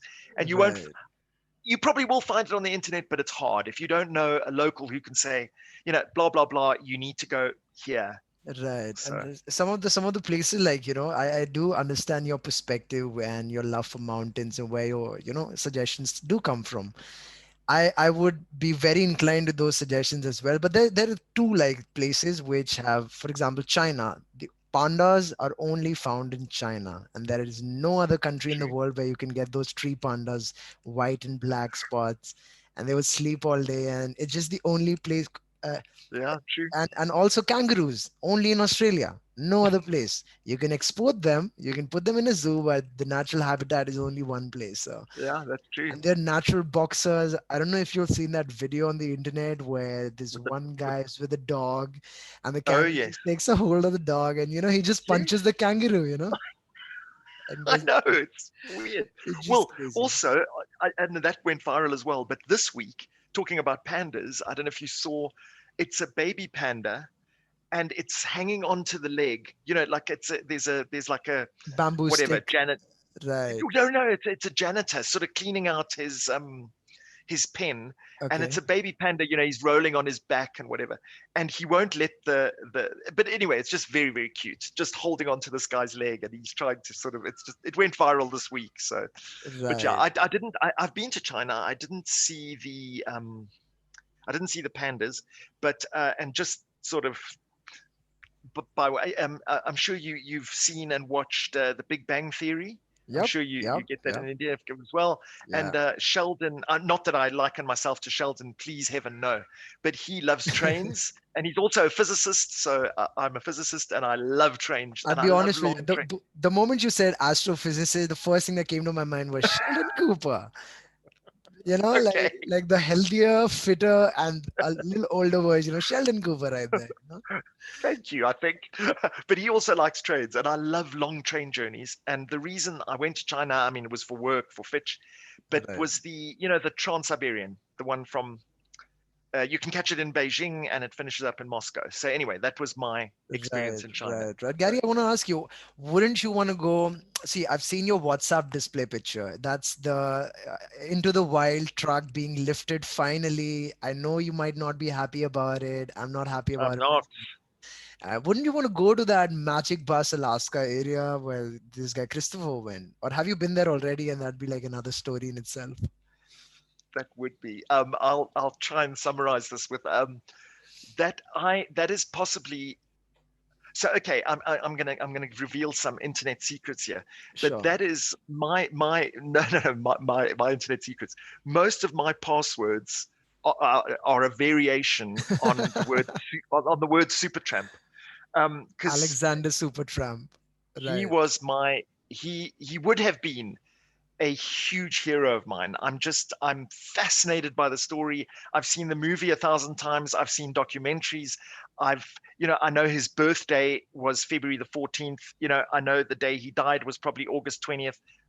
You can't tell me enough about that guy. And yes, I was devastated when they took the bus away because that was one of the things that I still needed to do, that I wanted to do was to make a pilgrimage to see, that, I mean, and many people were doing it, I'm sure you've Right. heard. And apparently that's why they moved the bus because it was getting dangerous. And Yeah. it's a tragic story. And I don't, I mean, I wouldn't dare compare myself to Alexander Supertramp. I mean, he's my hero. But Yeah. a lot of things that he felt, I believe that I feel, and a lot of my friends disagree with me, but that's another story. But yes, I would. It's a huge part of my life is this Alexander Supertramp story. Right. In Right. fact, in fact, I will make a quick revelation on this podcast because I don't know how many South Africans will be watching it, but just talking about that very quickly, and it is a bit of a brag. There is an award in South Africa called the Supertramp Award which is from the Mountain Club. Yes, sorry, you were going to say. No, no, no, no, no. Oh, I'm listening to you. For Supertramp uh, Award from the mountain. Which mountain is it? from the Mountain Club. We've got there's a Ah, Mountain Club of South Africa, all right. and it's an award for young people. You have to be younger than 25, and it's not an unlimited amount, but the way people do it is they apply for the award and they tell the organizers, we want to do something interesting. We want to walk around the perimeter of South Africa, or we want to climb the second highest peak on every continent, or something interesting. Right. We want to do an all-women team and paddle across the ocean or something like that. And the reason I tell it, and I'm probably it's probably not the right thing to do, but I'm going to do it anyway. What the hell? Um, it is an anonymous award, right? And no one knows who the sponsor is. But now you may know who it is. Hmm. Would you like to reveal? It's you. Obviously. Oh, So yes, but it's anonymous because I don't want people, writing me letters and saying, "Oh, thank you," you know, great one. It's not about that. You know what I mean? right, That's the only right. reason for the anonymity. But yeah. And I- So and I think if you had attached your identity to it, the cause would not have been that great. The fact that it's precisely, anonymous also has to play in precisely, the scale it's going to get exactly. reach. It's not about me. You know what I mean? That's the reason. It's not because it's a top secret. It's just like guys, Right, like right. focus on other things. So yeah. You'd But want to leave a legacy of something like this club behind and should precisely, go on even after you're gone. And that's a beautiful thing humans create. That's one of the only things we do is pass on I to the think next so. generation. Exactly. That's what exactly. And but Right. just that was just to tell you. It was partially to brag, but it was also to tell you that that is how big and how much Alexander Supertramp has had an influence on my life. So I would I well would spot. Right. Well With that, spotted. with Alexander, I would also want to give you. I think you'd already know this because I do get the hang of the kind of books you'd also be into. Have you read this book called Walden by Henry David Thoreau? Of Have course, you? I went to the woods because I wished to live deliberately, to front only the if, to front only the essential facts of life, and to put aside all that was not life, and not, when I came to die, discover that I had not lived. Right, right. That's from Walden. That's from And Walden. he also said in that book, Walt Whitman, he did say men. I apologize to the women listeners, but that was what he said. He said, most men lead lives of quiet desperation and go to the grave with the song still in them. Right, Beautiful quote. right. Makes sense. Not, and there's a beautiful line that I also often use to describe the moments that I've been in. He said he likes to nibble his asparagus from the wrong end. Oh, gee, Yeah, so that's the kind of man he was, and I just realized that man made me realize that how little you need for your sustenance, and how little, if you plan it out, you could grow your own crop, and even for fire and I everything know. basic to just keep this body in shape, that it can take you places, to keep your mind in shape. There are, the essentialism and the most minimalist way of living is actually so better for you. This distracted way of living that we have with social media, and that's also a topic that I would dwell into, why you're not on social media and what your thoughts are on that. But it made me realize that there's very little you need in life, and so much is extra that we're chasing an abundant mindset would keep thinking, but less is actually more, and all we have is this time. Absolutely. Right. Absolutely. And I'm sure you get Netflix as well, but I know different regions get different things. But just 2 weeks ago, there's a 1 hour documentary on Netflix. It's just a one-off episode called Minimalism. And I I've mean, I'm seen sure that. there's Yeah. plenty. Oh, really? Oh, Yeah. it just. And I mean, I've always harbored this, but I haven't done it to my shame. This sort of fantasy of exactly what you just said. And especially me, right? Well, sure, millions of people, but I really don't want things. Like, I think in that respect, I'm very similar to Alexander Supertramp. You would have seen the movie in that Right. scene where his parents give him a car and he's Crashes pretty the car, ungrateful of him. burns the Well, money. yes, but that was his old car, and he's sitting in the restaurant, and they're so happy that they've given him this car, and it's a little bit unfriendly of him. But he says, "I don't want things. I don't want things. For me, and I'll reach here. This is what I have. This is what I spend my money on. I like to read. That I have no problems with. But I'm renting this property. I don't need. I do own property, but I don't need to. You know what I mean? I don't have Gucci t-shirts. This is an old running shirt. I'm sure there's. I don't know if you can see the logo. It was a race that I Half ran in. marathon. Yeah. Yeah, exactly. In London, many years ago. I don't want Gucci clothes, and Right. I want to spend my money on travel, exploring the world, and reading and stuff like that, experiences. You're a So although I'm capitalist nightmare, Gary. You're a capitalist nightmare. Trust me. Guys like us. indeed, did you see Thomas, yep, I have the book. the I have the famous book. one? Yeah, I Right, haven't read it yet, but yeah, right, but yeah. So I mean, but I haven't, which is why I believe that Alexander Supertramp. I don't think he would have liked me very much because he actually did what he believed, and I think, come on, you're getting older. You can't get to 95 and then say, "Oh, gee, I think I should lead a minimalist life." It's right, you sort right. of. But I will just say one other thing, also quite personal. I Many years ago when I was much younger, um, I just read it somewhere that you should have a list of stuff that you want to do. You should have a list. Because if it's just vague things, well, I'd like to do this. It's just fantasy. But if you write it down, it's every time you look at it, you'll think, oh hell, I still haven't done that. I need to get, if I'm going to get it done, if I'm going to be a world class concert pianist, I better Right. start training. You You better hold start. yourself So accountable to the list that you make, exactly, right? Otherwise, it's just exactly. If open it's ended. exactly, it's just, yeah, and you can drop things and so I wrote this list down, Right. and I'm very pleased to say that I have it, and it was a list of 50 things to do. And Right. that's, I mean, it doesn't sound like a lot, but that's quite, and one of them, by the way, one of those things on that list was run 100 marathons. That's just one of the things. So they weren't all that ambitious, but so and I must say I'm very proud of this. But I'm not young anymore, but I have managed to get through 48 of them. I'm really, I mean, of course that doesn't, there's other things that I want to do, but I sort of think of them like 49A, 49B, and so on. There's this little things. But number 49 on my list is, and I'm going to do this, and I really am. I mean, I know myself, and I'm getting to that stage of my life now where I might retire early and just say, okay, you know, this minimalistic life type of thing. I don't need things. And there's a website. It's a Canadian company, and I know I could do it on my own, but I mean, I think it's. But I may be a physicist, but I'm not much of an engineer. So if I did what I'm going to tell you, and my bicycle broke down, I would be pretty stuffed. You know what I mean? I would be in But if you do it with it's a touring company, I admit, so it's a little bit, it's not quite as adventurous as I'd like. But and it's a company called Tour de Afrique.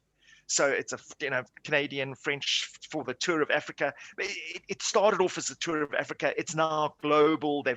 You can cycle across America. You can cycle down America into the South America. You can do the Silk Route across Asia. There's many through the Himalayas. The top of Nepal up there. Right. Across China, Mongolia, through Australia, basically anywhere in the world. And they organize big trucks, and there's nurses and doctors, and they organize the food and everything. You have to help peel the potatoes and put up the tents and so on. But at the end of the day, it's your muscle power. You get on the bike, and if they tell you we're going to be 200 kilometers downstream, that's where we'll meet you this evening, type of thing. And they do this cycle through Africa, starting in Cairo and finishing in Cape Town. And Right. it was, of course, cancelled last year because it runs from January to May.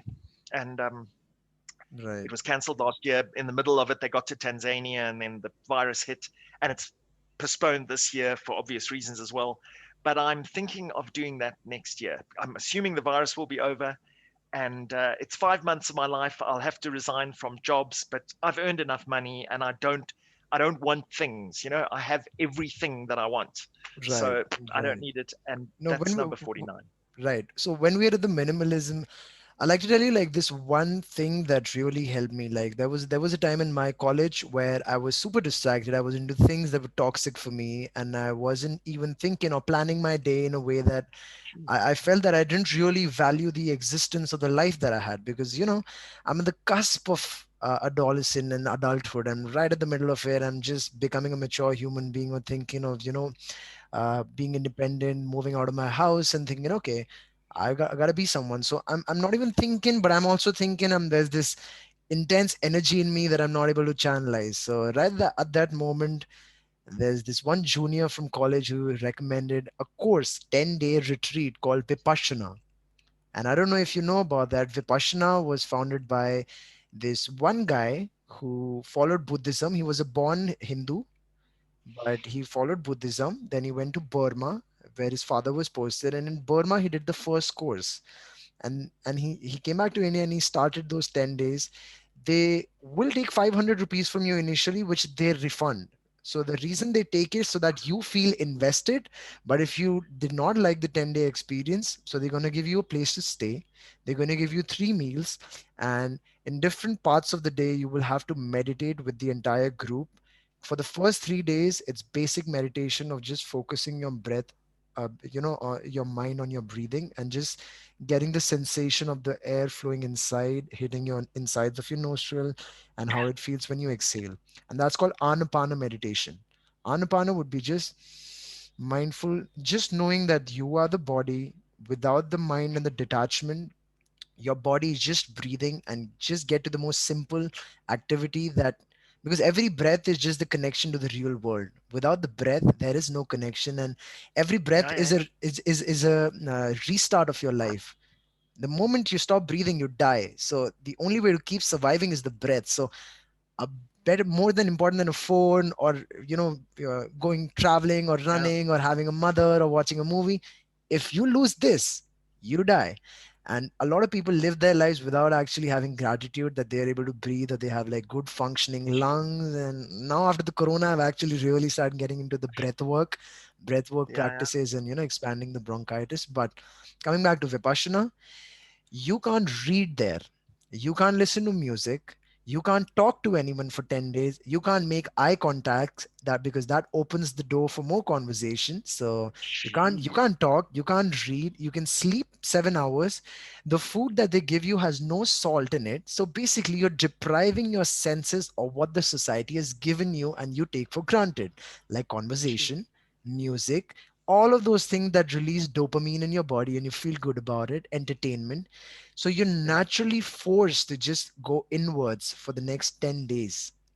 And in the fourth day, they provide you the essence of Vipassana, of how you really have to focus from the top of your head to your feet, to your toes, any sensation. Either it could be a cold sensation, it could be a scratch, it could be a sweat, any sensation that arrives on your body, and you just be one with your body. And if you feel pain, you feel pain and be completely neutral and detached to it. You don't associate yourself with pain or tell yourself that that's a bad sensation, or you don't even feel good about a good scratch or like a pleasant sensation that you get. The moment you're able to do that for 10 days straight, Gary, it takes you away, it makes you just a spirit. You lose your identity, you lose Wow. whatever existence you've built. Like, I am Anshul, a 26, 27-year-old man. I'm Gary, somebody with 2 PhD and 100 marathon. You separate yourself right after those 10 days. I cried on the ninth day. Everybody wakes up at 5:30 and witnesses the sun. Nobody's talking, but there are a bunch of people around you. They're just walking, looking down, protecting all the insects that they could just walk on. And everybody's just walking and just being aware of any sensation, any rocks under their feet. It's like acupuncture, and you're super in the moment. And let me be honest with you, any of the guys there after that 10 day could build a dam in a month, could build an Eiffel Tower, could do anything they put their mind to. The sheer focus that I Wow. got, Hey. I could sustain that focus in reading a book and finishing a book a day. I'd be honest with you. The focus, the vitality, you have to refrain from sexual activities. You have to refrain from talking. You have to refrain from listening to music, writing, any outwardly communication with the Wow. world. So for 10 days, meditating 10 and a half hours, I naturally became a minimalist, naturally understood Yeah. what's more important for my life, and because I was a happier person just sitting and looking at the ceiling. I was a super happy person just looking at the fan and saying, okay, and just thinking about thoughts like a human being made it. How did they get an idea? And more profound thoughts like that. And that's where the first idea of my entrepreneurial journey came, of making a solar panel backpack for trekkers. So that's something. Wow. Yeah, that's something I worked on right after Vipassana. I thought that those 10 days was my Steve Jobs moment, where Steve Jobs came to India for 1 month, shaved his Yes, yes. eyebrows. Yeah, Barefoot. Yeah, yeah, yeah. I walked Good. barefoot. And right after that, I walked barefoot everywhere. In my college, I went to classes, I went to malls, I went to the train barefoot for the next 8 months. I did not wear slippers. Aarti knows about it. And I don't know how that crazy idea got into me. It wasn't from Steve Jobs. I got to know much later that somebody like Steve Jobs also did it. But I would highly recommend that as well. Just walking without no shoes, and just like the cavemen, our ancestors would do, because shoes and Yeah. everything is so. It's a comfort thing. And it came much later. But the whole experience, is this open to outsiders, to foreigners? Right. So that's exactly what I was getting at. So there are 500 plus institutions. I believe it must be in South Africa. It's there in Australia. It's Oh, there oh, in okay. So Burma. you don't have to go to India. Okay. Right. You don't have to come to India. There were guys in India who did the same course in Germany as well. So I Wow. believe you could write it down. Maybe it's called Dhamma.org. S.N. Goenka is the guy who founded this, and it's called Vipassana, Vipassana, Vipassana Dharma course, completely based on the tenet of Buddhism and what Siddhartha, Buddha taught. Yeah, yeah, yeah, yeah, yeah. And it will Wow. make you a human being completely viewing life in the most complete sense. It did feel that Love it. I'm significantly giving myself discomfort. I'm consciously refraining from conversation that makes me who I am, that makes me feel alive. But once you go through that dark phase, I'd say, or the level of discomfort, or just containing every emotion inside of you, you'll understand that you're an ocean. And the sheer level of satisfaction you'd get from just being calm and being able to control Yeah, your emotions, because life is going to throw so many things at you. It is how you yeah. react to any of them is going to define the kind of human being you are. And it just changed the perspective of Jeez, my life. I became a man, I mean, a human being. From an jeez. unconscious sleeping entity, I became a little more conscious and a little towards my journey of enlightenment and really loving life in the fullest. So I'd highly recommend that. It's 10 days, Hmm. but once you do that, Gary, Yeah. it's going to change you for good. And yeah. I'm wishing I'd done this earlier in my life now. But I will, yeah, I will. I love Right, these. I mean, right. and what's the worst that can happen if I hate every minute of it? It's 10 days of my life. You can still leave it. You can still leave it and take your Yeah, money. So they won't absolutely. charge anything. The good thing is he doesn't charge money for it, and you can leave anytime you want. But I think they won't allow you back again if you leave. So you can't do it again. So Okay, you that's got the to only stick with it. catch. You gotta stick for 10 days. No, no, Um, as I say, that's maybe, I mean, I hadn't thought about that, but this whole thing about minimalism and that, the whole we're raping the planet and, that whole sort of philosophy, I right, absolutely 100% subscribe to it. It's like, and I right, suppose now is the time that, one needs to be doing something about it. It must be more right. than just words. So, Right, right. And that's pretty much it, man. I did that, and it turned out to be like they did say, like, India is the land for yoga, India is the land of meditation, India is yeah, the land of Vivekananda and all those sages. But a lot of it was getting lost with our attraction to the Western media, our attraction to the yeah, innovations and everything, and not going to the well to fetch your water because you have a washing machine at home, and all the innovation, and just with the internet yeah, being super cheap in India, and the Mukesh Ambani is giving like free SIM cards for everyone to be able to use the internet, and everybody's a TikTok star in India at the moment. So I believe yeah, a lot of youth was not driven towards, like, the Maslow's hierarchy, self-actualization, or even yeah, didn't know what that yeah. is. They were still at No, okay, right? So I mean, the world is still super distracted. I know the world's a bigger pie, and there's a smaller slice of people who still like you, likes of us perhaps, want to travel, want to see the world while it's still protected and not completely ruined by the ISIS and Taliban. But yeah, exactly. right. No, for sure. Yeah. Love So, this. yeah. But what about social media, Gary? Why aren't you on social media, and what's your idea behind it? No, well, it's a generation thing as well, but also, and I mean, you've just spoken about it. Look, I think the internet is a wonderful thing. Don't get me wrong, and whatever. Right. But the thing with social media, um, well, I'll give you an example. So, and this is not quite social media, but it's sort of like a school friend from when I was at school, so a long time ago, contacted me a few years ago and said, they were putting together a WhatsApp group so that, Right. the most basic form of social media there is. And would I want to join? And I hadn't spoken to these people in 30 years or longer, 40. And I said, oh, that could be cool. And so I joined this group. And that in that it's single weekend, in literally 3 days, someone had a barbecue inside it, which we do all the time. That's just a thing we do. I mean, it's as common as cooking a meal. I mean, some people have a barbecue 5 days a week. I mean, it's just perfect weather and all the rest of it. Right. And that weekend, someone had a barbecue and they took a picture of the meat on the barbecue and put it on the WhatsApp group. And then everyone felt compelled to comment, And so there was a lot of thumbs ups and a lot of, oh, that looks delicious. And it went on, and I don't have my phone ringing, it just vibrates. I think it vibrated off the table.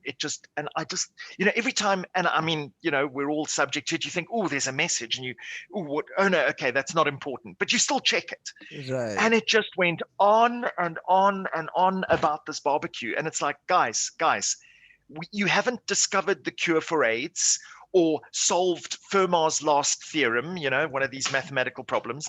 Right. It's a barbecue. Let's put it in perspective. So, someone has taken meat and they are putting it on the coals. That's it. Why are we commenting and, oh, that looks delicious, save some for me? And I disconnected. So sadly, I disconnected from the WhatsApp group on the Monday. I joined it on the Friday, and I just thought I cannot do this. And this obsession, and I mean, it is a millennial thing. I mean, I'm grouping everyone into this, but it is, it is. It's a generation which has grown up with these sort of things. Of Right. you always look your best, and it's the body beautiful, and it's this whole, you know, doing things like, oh, look what I'm doing now. I'm out. Right. Yeah. Right. And I'm not saying every single person's motive for doing it is look at me, aren't I wonderful? I'm sure there are people. I know some of my students. Um, for example, the one guy's just bought a bike and he's gone cycling, and of course, he wants to brag, not in an arrogant way, but he wants to show people, look at this amazing sunrise. It's 5 o'clock in the morning and I'm out here on my bike and look, and I don't think that's necessarily a bad thing. But I mean, a lot of it is, look at this hamburger that I'm eating. Look at this hamburger. And you just think, guys, come on, it's a hamburger, please. Every Right. meal. And I just can't stand it. To me, I would certainly never do it. I don't follow people on Instagram. And although sometimes it is nice to see what people are up to, but Facebook and all of that reporting on your life, and put it this way, Yeah. to me, the vanity of assuming that anyone is that interested in my every move, It's a little it's impossible. egotistical and It narcissist way of living that I no am the no center of no the no. world. It it's not a little. It's a lot egotistical. It's just the vanity of assuming that everyone is that interested to know that I am doing this blog spot with you, and then later I'm going to go for a run, and then I might it would never occur to me to report on Right. that. And I'm Right. not saying everyone that's on social media does that, but a lot of people do. And I Yep. can't bear it. I just Yep. can't Yep. bear it. Yeah, and So that tells a lot about how one influencer has that much influence on the way you use social media, and everybody's trying to emulate this one perfect yeah. behavior, being super productive and waking up at 4:30, going for a jog, coming back, taking a cold shower, Wim Hof method, reading a book, doing all of those things. Just Exactly. playing Yeah. with my baby as well, a family man, a workout man, an athlete. Okay, man, nobody Yeah. cares. You do it for yourself. Well, exactly. Well, in one very short story, I remember there was one student, this is many years ago when Twitter just came out, and the Right, student, and I'm not on Twitter either. I mean, I think the most I do is WhatsApp, and unfortunately, I have to be on LinkedIn, but that's more for career, obviously. And this right. student, somehow I saw his Twitter feed. I can't remember how, but he'd said something like, "Just woke up." It's only 100 and whatever characters, so it was just woke up, went to gym. Oh no, just woke up, had a big cup of coffee. And you think, you and 12 million billion Right, other people. And right. but the worst was, that wasn't the worst. Like, he'd had, I mean, I'm making up the story now because I can't remember the number, but let's say 30, and in stupid amount of people had given it the thumbs up. And you think, guys, how pathetic is your life that you are reading, oh, what's John up to? Oh, he's had a cup of coffee. It's like, get a life, like, go and do something. And that, I can remember then thinking, I mean, Twitter was in its infancy, and I just thought, it's just so banal, that you have to, I mean, post every single move. You're going to the shops now. It's just insane. It Right, doesn't have right, to be used for those reasons, right. and some people, I would, maybe I should join Twitter for what David Attenborough is talking about and so on. But I think those initial sort of things where people are taking pictures of every single food, and I like to make the somewhat scatological joke that, every bowel movement is recorded and reported. It isn't, of course, but I'm just saying we're getting to that stage where, you report, well, I've just been to the loo and it was rather a good experience. Like, please, guys, let's stop doing this now. Come on. Yeah, So, yeah, dude. yeah. So yeah, Sir David Attenborough would stop there and say, "It's Sir David Attenborough," by the way. Yeah, Indeed, he he would. do that. But coming back to the social media point, Gary, don't you think a lot of people do that and they get egotistical? And also the another weird side of it is a lot of people compare their lives with the lives of the people they follow and see, okay, Absolutely. he's been to Absolutely. Rome, he's done 100 marathons, or he's super fit. Yeah, Like, look at him last year. Where am I? And that's also very negative benchmark to set of based on other people's yes, experiences as well, because everybody's different phases and stages in their lives. exactly. And Right, it could be inspirational. It could be, like right, if I was watching something like this and I thought, let's say I was super overweight, and you could think, oh, look at all my peers. Okay. I agree there could be positive aspects, but, and I'm sure you've read this, you've seen this, you've figured it out for yourself. Think about it. Anything that is put on social media, well, not everything, but most of it, is people having fun and big smiles and, a glory. So by definition, it's already been filtered to be perfect moments. And that, right, and this whole thing of FOMO, fear of missing out.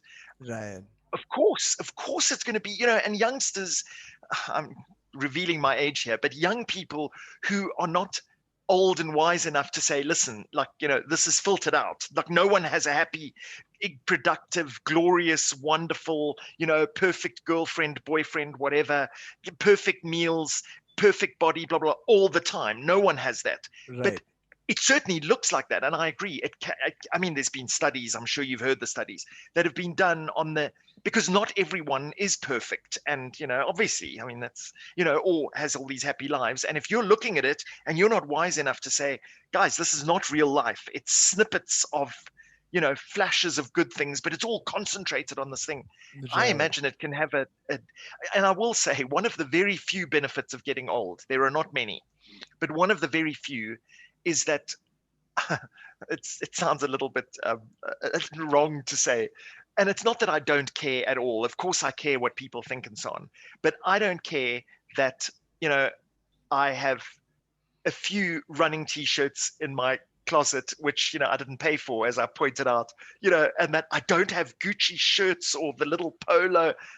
I just don't care. I just right, don't care. And right, but I think if you're younger, and I mean that's what peer pressure is. I mean, I was also 14 once, and I think if I had grown up in that environment where it was all these beautiful people and people on beaches with muscles and looking great and all the rest of it, I would have been subject to the same thing. So I think it right, can be very negative. So yeah, right. Definitely. It's just never ending race of feeling relevant and significant and just putting yourself out there. It just speaks so much about people wanting attention and being loved and being liked, and the propensity to be attracted towards the good things of life and never even mention the sad part of life or the struggles, because I never see somebody saying, okay, I cut my hand in a blender today, nobody's sharing that. exactly, Okay. And exactly, I broke my knee running a 50-kilometer in the mountains, or I got exactly, bitten by a bear and barely survived, something like that. You don't share those things, exactly. and life is Yeah, not just all good things, because that's going to make you soft. no, Most of the growth exactly, happens in discomfort, right? A lot, exactly. And so if you're comparing all the time, and then of course there's the old person speaks, that I've been to so many restaurants, public places, whatever, and people are just absolutely buried in their phone, and you just right, think, and I mean, I've even seen people my age, and I've married couples sitting at dinner, and they're both, and you just think, guys, why did you come out? Why did you bother coming out to dinner? If I mean, maybe you've run out of things to speak about, fair enough, that could be the thing, but like, right, the rudeness of this interruption all the time. Oh, it's look, and I mean, my phone is sitting right here because today I would normally go cycling, right? But it's pouring with rain, and I don't cycle in the rain.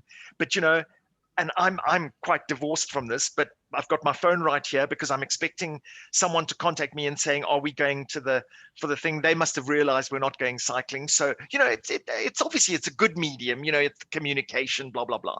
But right. most people, as you know, are every time that thing vibrates or rings or pings or whatever, Go back, and then you yeah, it takes yeah, your you've got to, attention. and absolutely. And So also like if you see social media, I really feel there's good amount of study already there that when you're scrolling miles and miles, you're not focusing or reading or putting your concentration or something profound. You're just looking at something without taking information or analyzing it or getting a new neural connection in your brain, because you're not yeah, understanding that. You're just scrolling and scrolling and scrolling, and there's mindless scrolling and distracted, fragmented concentration because you're not exactly. focusing on one thing like a book. You're just like flipping pages. You're not reading anything, you're Exactly. flipping pages, and okay, I've finished the book. That doesn't count, Exactly. buddy. That And doesn't you've gained count, nothing. and you've Yeah. gained nothing. And Gary, I'll be honest with you, when like the podcast already gone like 1 hour 50 minutes. I love having a conversation with you. It's been a pleasure, but I'd want to ask Thank you, you. like coming from somebody who's seen like years and has like profound and very insightful experience from all these years, right? You've met a lot of people, you've been to a lot of places, and definitely you've seen a lot of things.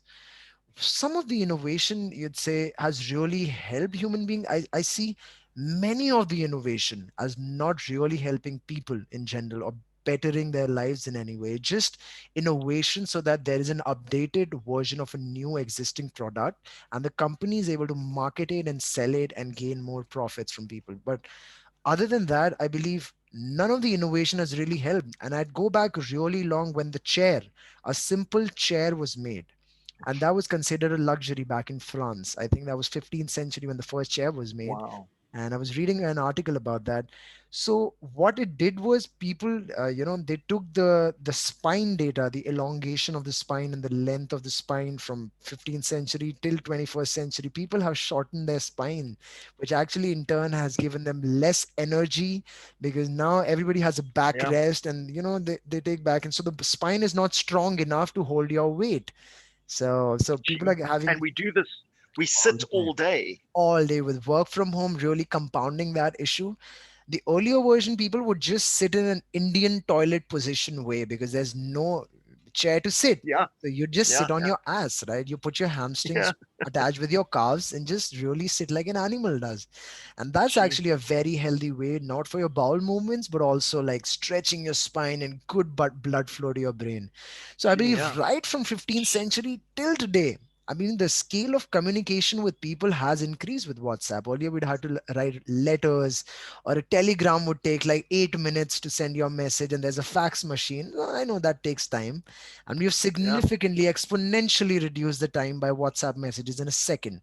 From here to Yeah. Johannesburg, I can send you a Zoom link and we can be Anyway. on the podcast. Yeah. But it's also having such negative impacts that children who are born with this technology today are born with playing application games when the parents are off to their day Yes. jobs, and it would be Absolutely. so normal for them like water, fire, or food. And I think Yes. then it's going to be very difficult for them to detach and ask them later when they turn 50 that, oh my god, what you've been doing is all wrong all these years. You shouldn't be in your phone, that's bad for your eyes. Yeah. Well, just, and I was reading, and I'm guilty of this as well, but, and I mean, every generation says this, right? Every generation says, well, in my day, and then things were harder and all the rest of it. Right. But don't get me wrong. I think um, so there's two things to this. I think the internet has been the most incredible invention. I mean, I think Right. that really was innovative, and it's moved it. And I mean, obviously there's the bad and the good, right? And there's it's a horrendous thing. I mean, just witness the US elections, 4 years ago type of thing, and the manipulation and the conspiracy theories and all the Right. crap that is out there, and there's so much of it. But I Right. will say, I mean, who goes to libraries anymore? Who actually goes and looks up a physical journal and reads a journal article? So, I mean, but I think that's a good thing, is that now the information is, you have to be discerning enough to know what is the good information online and what's not. And there's a lot of crap. There's so much terrible Right. stuff online, but Right. there's also a lot of good stuff. And obviously you have to be older and wiser. So I don't know what the answer is there, but if you are, I think I'm a little bit more discerning. I've been trained as a scientist, so I can sort of see, well, that has got no evidence, so I'm not going to believe it, type of thing. I mean, of course, we can all be fooled, but what I'm saying is, I think from that point of view, the internet has been an amazing invention, and it's. I think it has changed people's lives. And I want to tell you another story in a minute. Just remind me about Singapore, but Right. what you were saying earlier about sort of expanding on that, the skills that people did know and don't know anymore. And as you say, kids from a young age with that little finger, putting dinosaurs together or whatever, doing some game on their phone, the skills that we are losing, and I'm talking basic skills, fixing a bicycle puncture, riding a bicycle, blah blah blah blah blah. So that is a pity. That is tragic. And I mean, we will regret that. All those very basic things: how to change a light bulb, stupid, how to cook, how to, very simple little things which a Yeah, generation or two ago you had to know. a lot of people would say that probably you don't need to change a light bulb because there are light bulbs which would never go defunct. But I'm saying like we True. don't those people are not getting the point of what we're trying to make, like soft skills and basic human Exactly. interaction. It's Yeah. like Just communication. right, it's there in our ancestral Mm. DNA that it makes us feel enriched that we have a communication with someone we love, or make new connections with people by really listening and understanding to where they're coming from. And there is so Yes. much value in it. By and also we're dulling down our senses as well, because we're not going more roses and smelling them. We're not Yeah. using those opportunities to see things with our HD vision eyes, but we would rather watch a video of an entire couple strip of Singapore on an HD 1080p YouTube, so Yeah. we're Absolutely. detaching ourselves. We're more stationary. A human being needs like 10,000 steps in a day. That's basic Fitbit, Yes. and all our Yeah. ancestors would run and just fight with saber tooths and just get their meat, and women would do their thing, and we had the community thing going on. Right now everybody's into their phones, and it's a device, and we don't need other people Absolutely. because we have the dopamine fix right here. We could Yeah, and it's simple designed that dopamine thing for people who are listening. That's right, not a conspiracy theory. It's well known. You get that hit, as you right, say, and it's just I need more and I need more and I need. It's designed to drip feed you so that yeah. it's just enough to keep you scrolling, as you said. Even the That blue color on Facebook keeps you up at night, because that's what it does right before really, you watch. Bright blue color, it doesn't give you a peaceful sleep, so you're just going to keep looking at it. Okay, I'm not sleepy, let's just scroll more. So Facebook has wow, dopamine oh my engineers that God, doing terrible. behavioral studies, in-depth experiments on large scale people, and knowing what keeps them up, because they have users data of every second Just scrolling, or where they stop, how they function, what time they I go to didn't know that. Facebook. That And is terrible. it's just an entire science of digital marketing, that for example right at 8:30 p.m. before somebody has lunch, sorry, dinner, in the evening, they would check their phone while having dinner. So that's the exact good time for a company to post about their stuff or products. So there's timing and everything based on human beings Yeah, scrolling information. And it's just a scary world with data being put out there. it is. And yeah, and people really need to get those, like a dopamine detox, I'd say. Go out in the nature, just don't use your phone, don't wear Exactly. shoes, like we've been trained. Read, yeah, Yeah, read a book. read a book, as basic as Absolutely. that, get some sunlight. And even like Yeah, when I took off my shoes and my slippers, my entire idea was to unlearn everything that the society has conditioned me into, everything that I thought is normal, like having free supply of water. I don't think yeah, our ancestors really enjoyed that level of luxury ever. You would have to definitely not. fight Yeah, for something like that, and a lot of people got those parasites and bacteria in their stomachs just drinking off the river, yeah, right? Maybe some beaver had shit up the stream, and the stream came, they had absolutely. no idea what Yeah, they're drinking. and But food, you had to actually go out and get it. go out and No, get it. I Yeah, yeah, I agree. yeah, I completely agree. I just one positive thing about this. I'm also working. I'm a contractor now, so I work for this company, and another company will get hold of me and say, "We need you to do this," and it's modular. I don't have a full day job as normal. But anyway, and one of the companies that I'm working with now, it is with working. It's based in Singapore, but that's immaterial. The project is working with poor Indian farmers. So specifically, their market is Indian farmers specifically. And I know Indian farmers have been in the news this yep, week yep. for other reasons. Yeah, so that I'm following that as well. But the one, and I think it's a good thing. I hope it's a good thing because it's the power of the internet and so on. And apparently, I didn't know what you were saying earlier about that. It sounds like the Indian government passes out these free SIMs or whoever, companies or whatever. But so almost everyone has internet Right. connection. And the project that this was in a nutshell is basically it's an app, and it gives you the weather and when the monsoon is arriving and this and that and whatever. And apparently you can, and I haven't been involved with that, but you can take photographs of your crop, and if it's a certain color of green, and it's mainly wheat and rice. It can be Right. other crops, but I think it's no those men. And you take a picture of the leaf and you compare it online, and it says if it's this dark green, then you don't have enough potassium or too much, or etc. And Right. all does all these diagnostics. And I mean that's in the palm of your hand.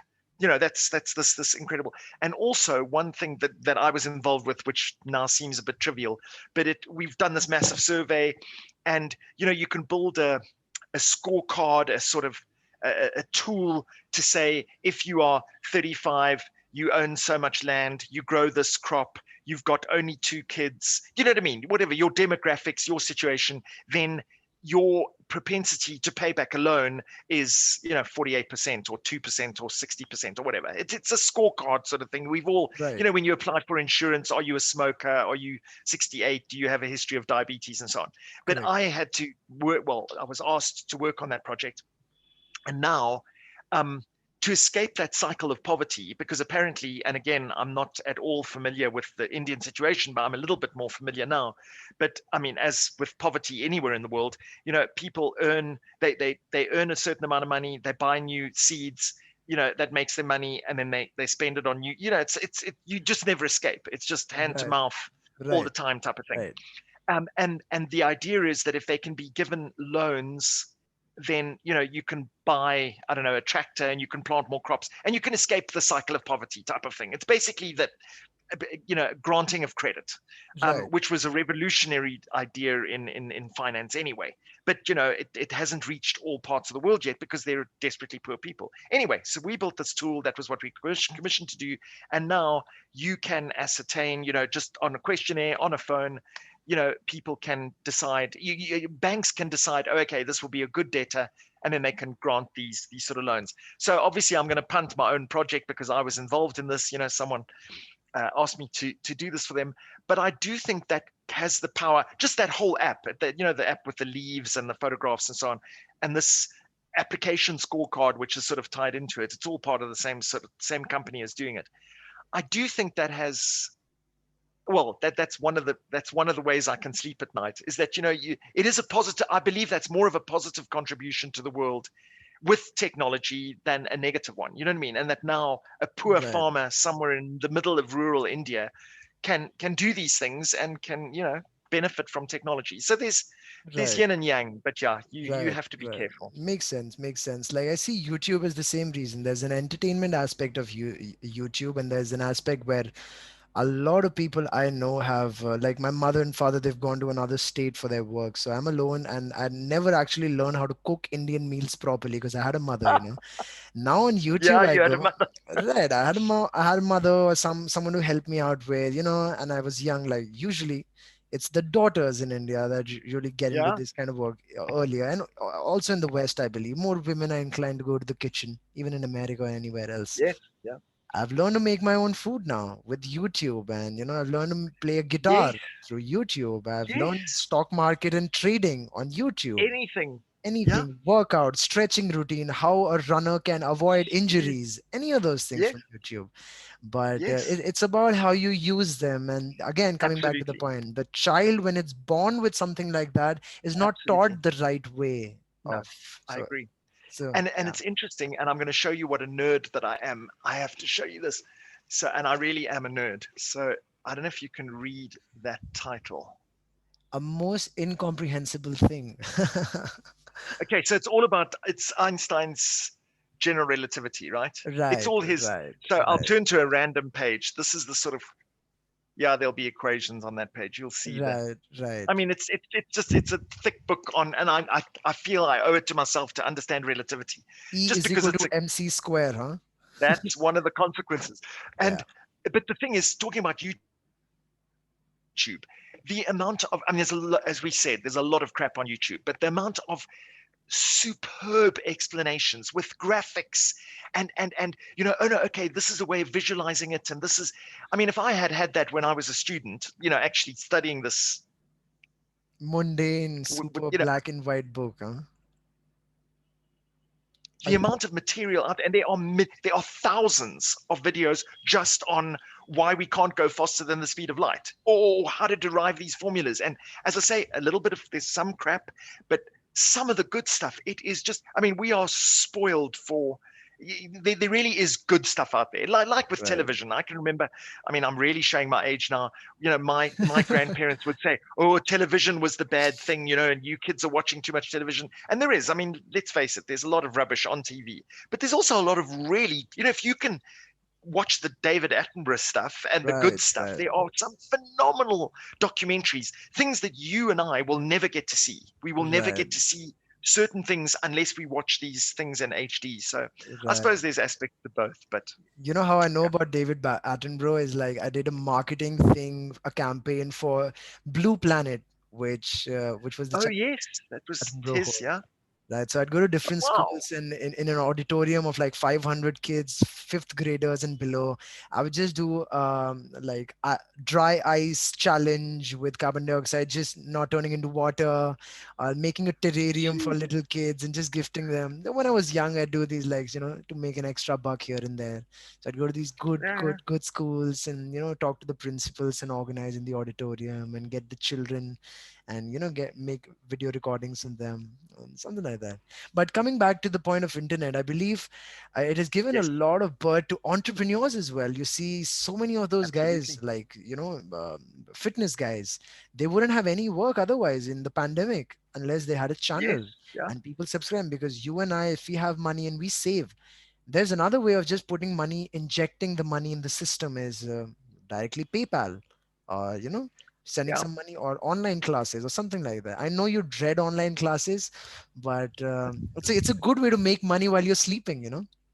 Absolutely. And no, and look, it's good that you mentioned that, because I just personally hate it, because I prefer, but without that online stuff, that we wouldn't be able to have this conversation, Right, right? Which right, which I've really enjoyed, incidentally. But right, also, and especially in South Africa, for example, and any poor country, and South Africa is a poor country, the masses don't have the means to travel to a university, to come to a fancy hotel, where there's little snacks and whatever, and come and listen to someone talk in an auditorium. Not everyone could do that. right. So don't get me wrong. I do understand that there are, that I'm just saying, as a means of teaching, I don't like it at all.